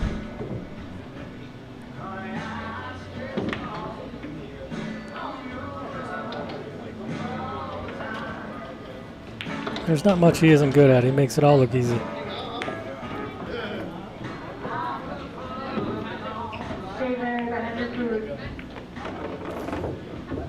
All right. Is he going to go for the cross bank here or leave the 8 in front of that corner pocket blocking the 14?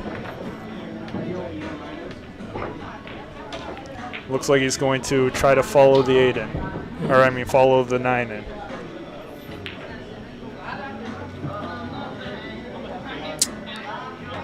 He got sharked.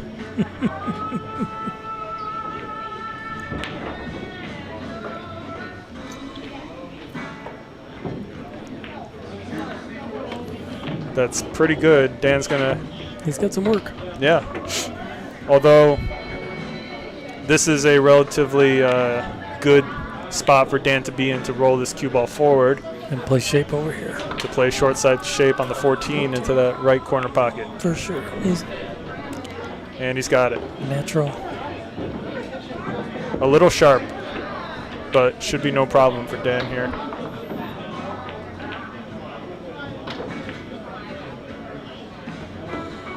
Oh, man. The 8-ball drops for Dan. Jake Jackson takes the first game, scores 1-0. Wow. What a roll. Wow. I was wondering if my food was there. I had to order some of that good food you got here. What'd you get? Well, today I got a steak sub. Nice. Every week I try something different. Oh, cool. Yep. Next week it'll be a rice bowl. Nice. Well, thanks for trying the food. Oh, yeah. It's delicious.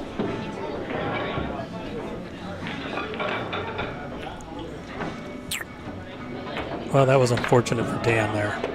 Yeah, it was. That's but you know, the key there was position on that ball into the side pocket. Dan overrolled it a little bit, which caused him to have that tough angle. Yep.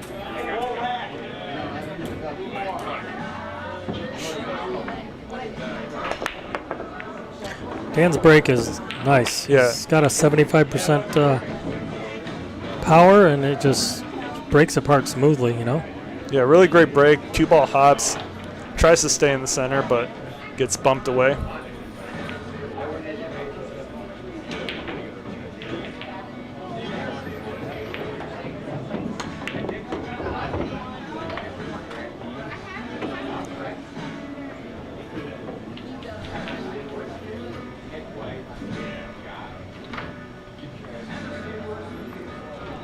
Well, we may be able to play that and get shape on the 10 and 9, or maybe get the 10 first and then just slide over for the 9 once that's gone.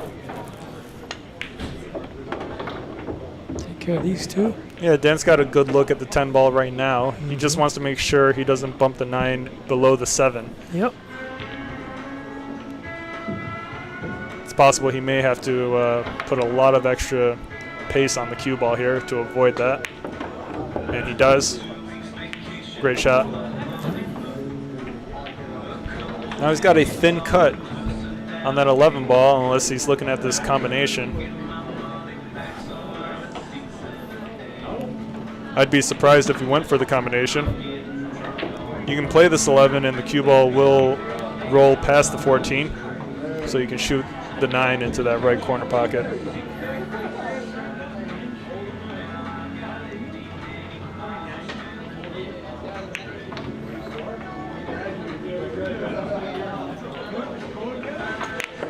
Great pot. And he does seem to be left with a fairly thin cut on the 14. It might be best to shoot the 11 first with pretty natural position.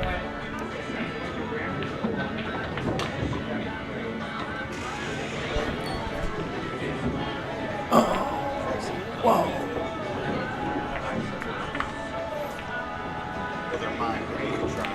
Yeah.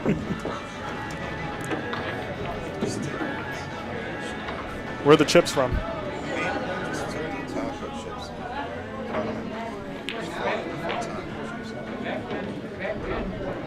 Thank you.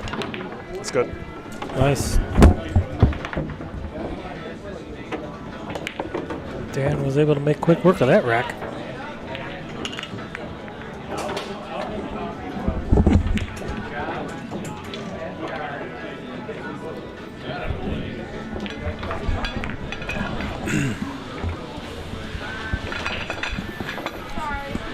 Scores 1-1. Shout out to Sean Kelly with his skills in the kitchen.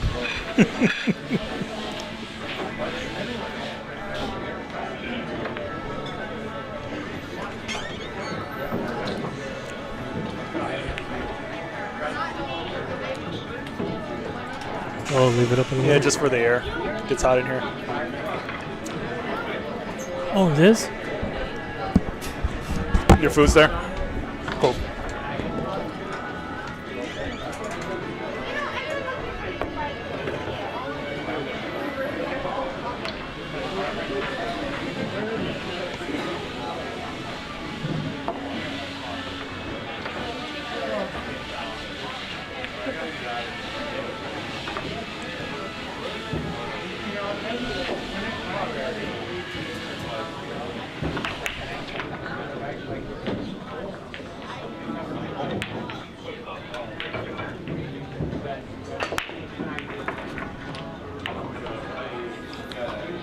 Nice break there by Jake Jackson, but nothing drops. Dan with a pretty good chance of finishing this out. Stripes looking very attractive. I mean, everything is looking pretty good. Just the 3 doesn't quite clear the 11, it seems.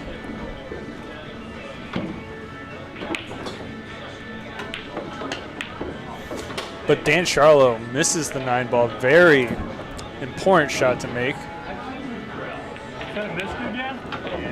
Jake Jackson back at the table. Dan miscues the first shot. Come on, Jacob.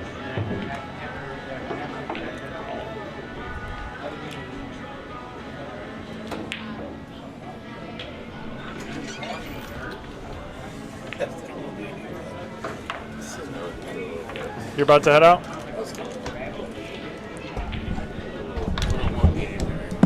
Well, if we get to win here.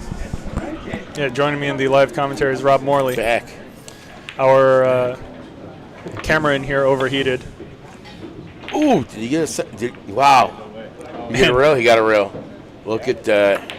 And what's crazy is both players missed their first shots. Table's still open, but there's no easy leave. Nope, not there. Not with that on the rail like that. 3 shots in, we might still have an open table. He's going for the bank, looks like there, maybe. Or maybe he's playing a safe. Yep, there he's playing a safe. Yeah, that's actually pretty good.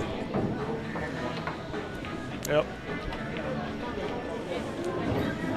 Maybe 3 in the side here, maybe. I don't see him getting anything else, really.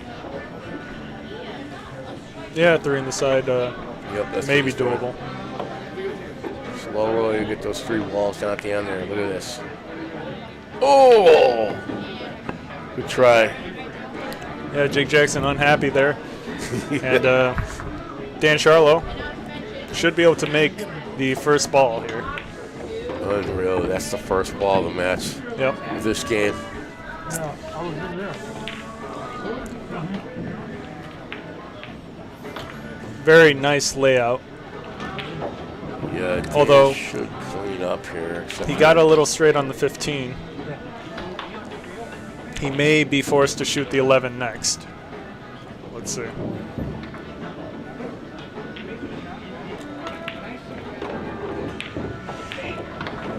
Is he looking at the 10 ball? For the 9 in the side?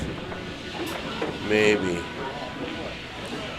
That seems like the logical one there, no? Like, or, yeah. I don't know, maybe the 11 and the... Is that the 15 right there? That's the 12 ball. Oh. Okay. Yeah. It is weird looking at the stripes sometimes. Yeah. Yeah, it looks like he's going to this for the 9 on the side. Or the 14, or the green there. Yeah, 14 now. Wow. Sometimes I don't see what these guys see. Yeah. Interesting choice stunning there. I personally would have rolled it forward, but it all works. Just take your preference. It's definitely a preference thing. Especially in 8 ball. In 9 ball, it's a lot more straightforward. Right. In 8 ball, you got options. I took it to a billiard breakdown, and nobody wanted to give me what I wanted. More than you will. And just because I know, but you could say that though. And you could be like, oh no, check it out.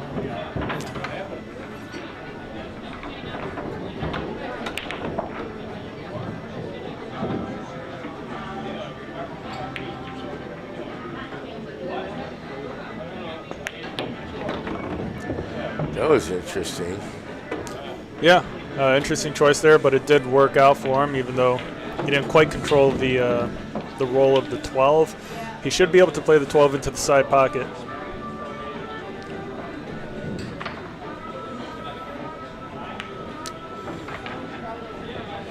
I think 11, 12, then 9 into the left corner is the most straightforward. But let's see what Dan comes up with. Maybe he's playing a 12 in the way down table to the right corner, upper right there. Yeah, both are doable. Oh no, I think you're right. He's playing a side. He overrolls it, but He gets pretty fortunate landing on the 9 ball, I think.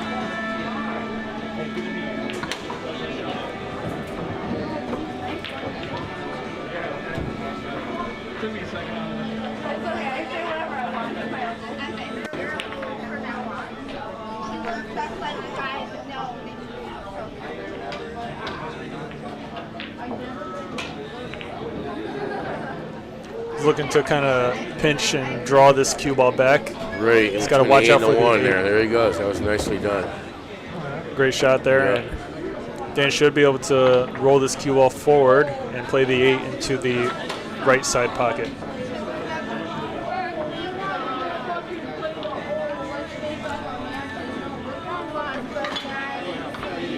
We're looking to play the left corner, which my inexperience, I'm doing a little draw and playing the lower left, but that's just me.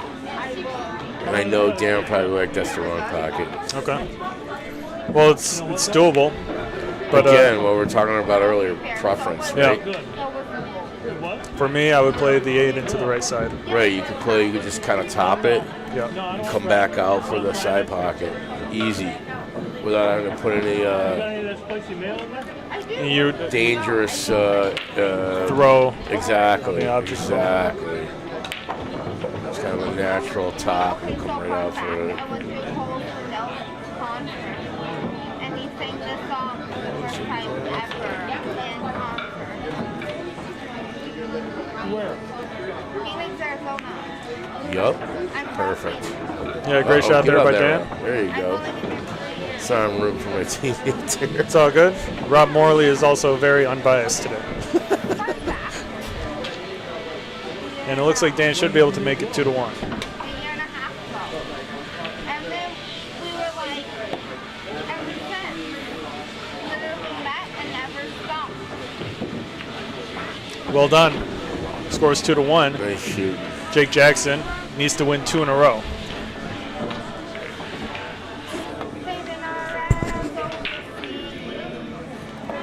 And it's Dan's break. Rob Morley, dangerous. Are you planning on heading out, or are you going to stick around? I'm going to bounce and let you do your thing this last one. Sounds good, man. But thanks, man. See you, Rob.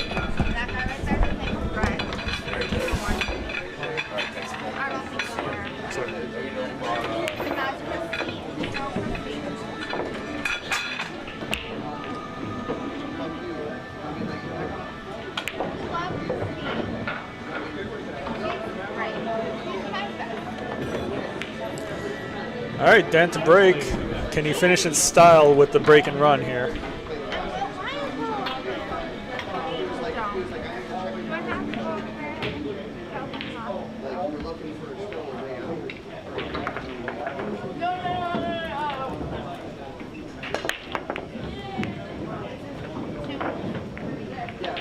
Nothing drops. Jake Jackson at the table with an open layout.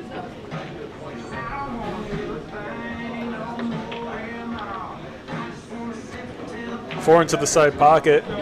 It's a pretty sharp angle, but maybe the most doable shot with position on the 7.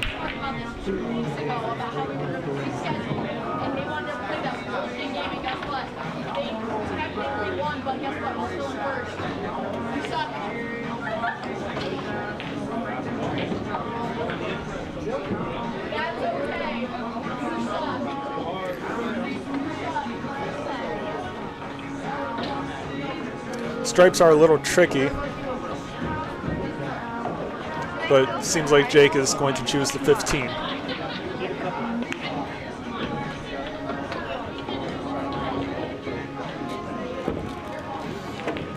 It's tough to say from my angle if the 10 ball clears the 2. If it does, then it's no problem, but if it doesn't, that would be the reason why I said stripes is a little tricky. The 14 is also problematic here.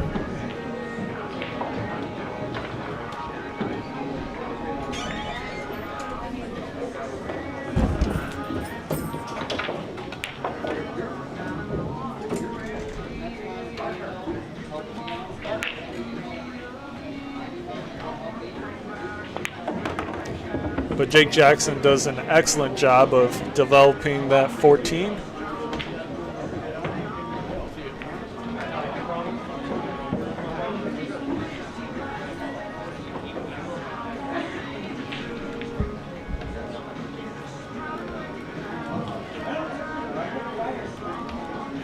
tough angle on the 14 to draw back and even go forward. Jake Jackson chooses to go for the 11 as a result.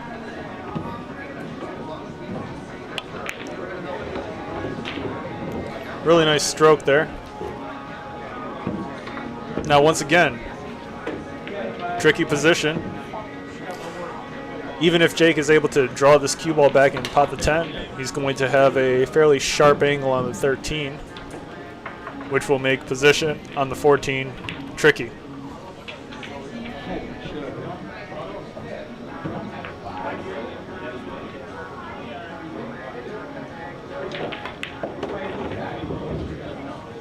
He doesn't quite get enough.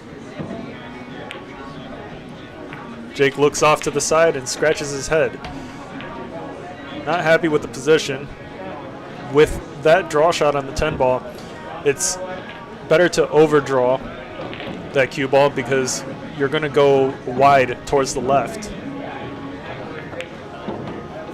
And Dan Charlo is going to be able to come back to the table here.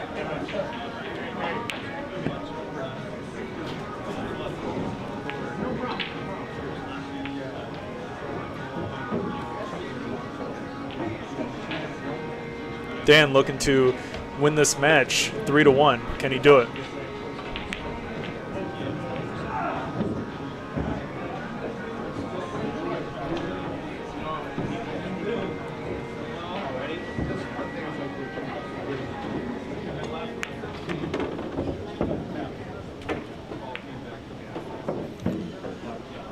Four goes near that 3 ball, although both balls do still clear into that far left corner pocket.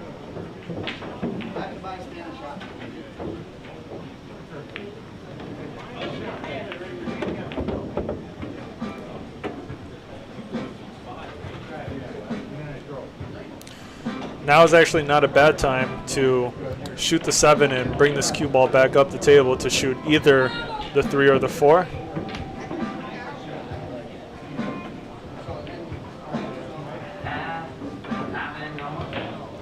Looks like he's going to take care of the 6 first.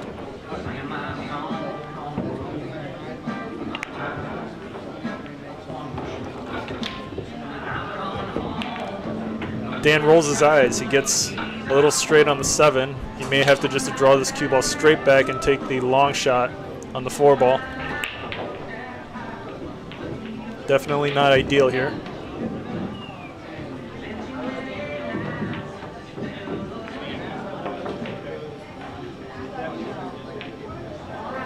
Looks like he's going to follow 2 rails. Look at this. Look at that. Great play. Good recovery shot there. Dan should be able to pot the 3. He may or may not get a shot on the 4 ball after, but he's got the 2 to get on the 4 if he can.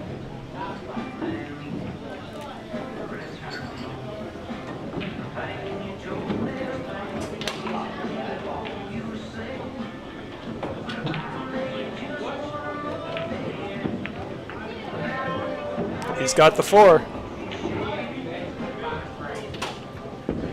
It's better to stay above the 2 than under the 2 in this position. You don't want the cue ball to bump into the 13 when you try to make position on the 8. The angle on 4 is a little awkward to stay above the 2. Dan may have to power through this 4 ball into the left long rail and back out towards the center of the table here.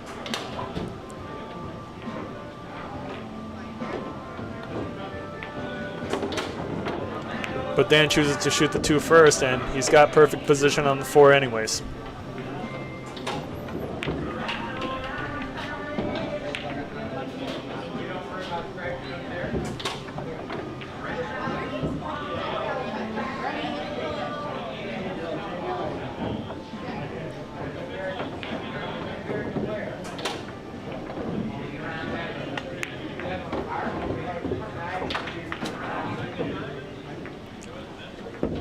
Nice shot by Dan. A little bit of an angle, but he should be able to make it no problem. For the win, to make three-way shot. Only down by 1 point for the night.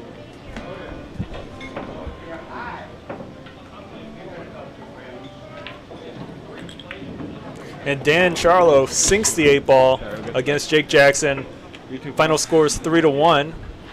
Final point score between both league teams, Three-Way Shot and Chalking Dead, is Chalking Dead is able to take the win for the night, 9-8. But well done by Dan Charlo for being able to close the gap. Thank you everyone for tuning in tonight. Hope you guys enjoyed this match between the both of the league teams. If you're interested in joining the league, make sure you reach out to Christine Strong to join the Fall League. Also, we have Feder Gorst coming to a Billiard Breakdown on August 3rd. All of our VIP experiences are completely sold out, but make sure you stop by. It's free general admission. Autographs only available with the purchase. Well done to both teams. Hope you guys enjoyed, and we'll see you guys next time.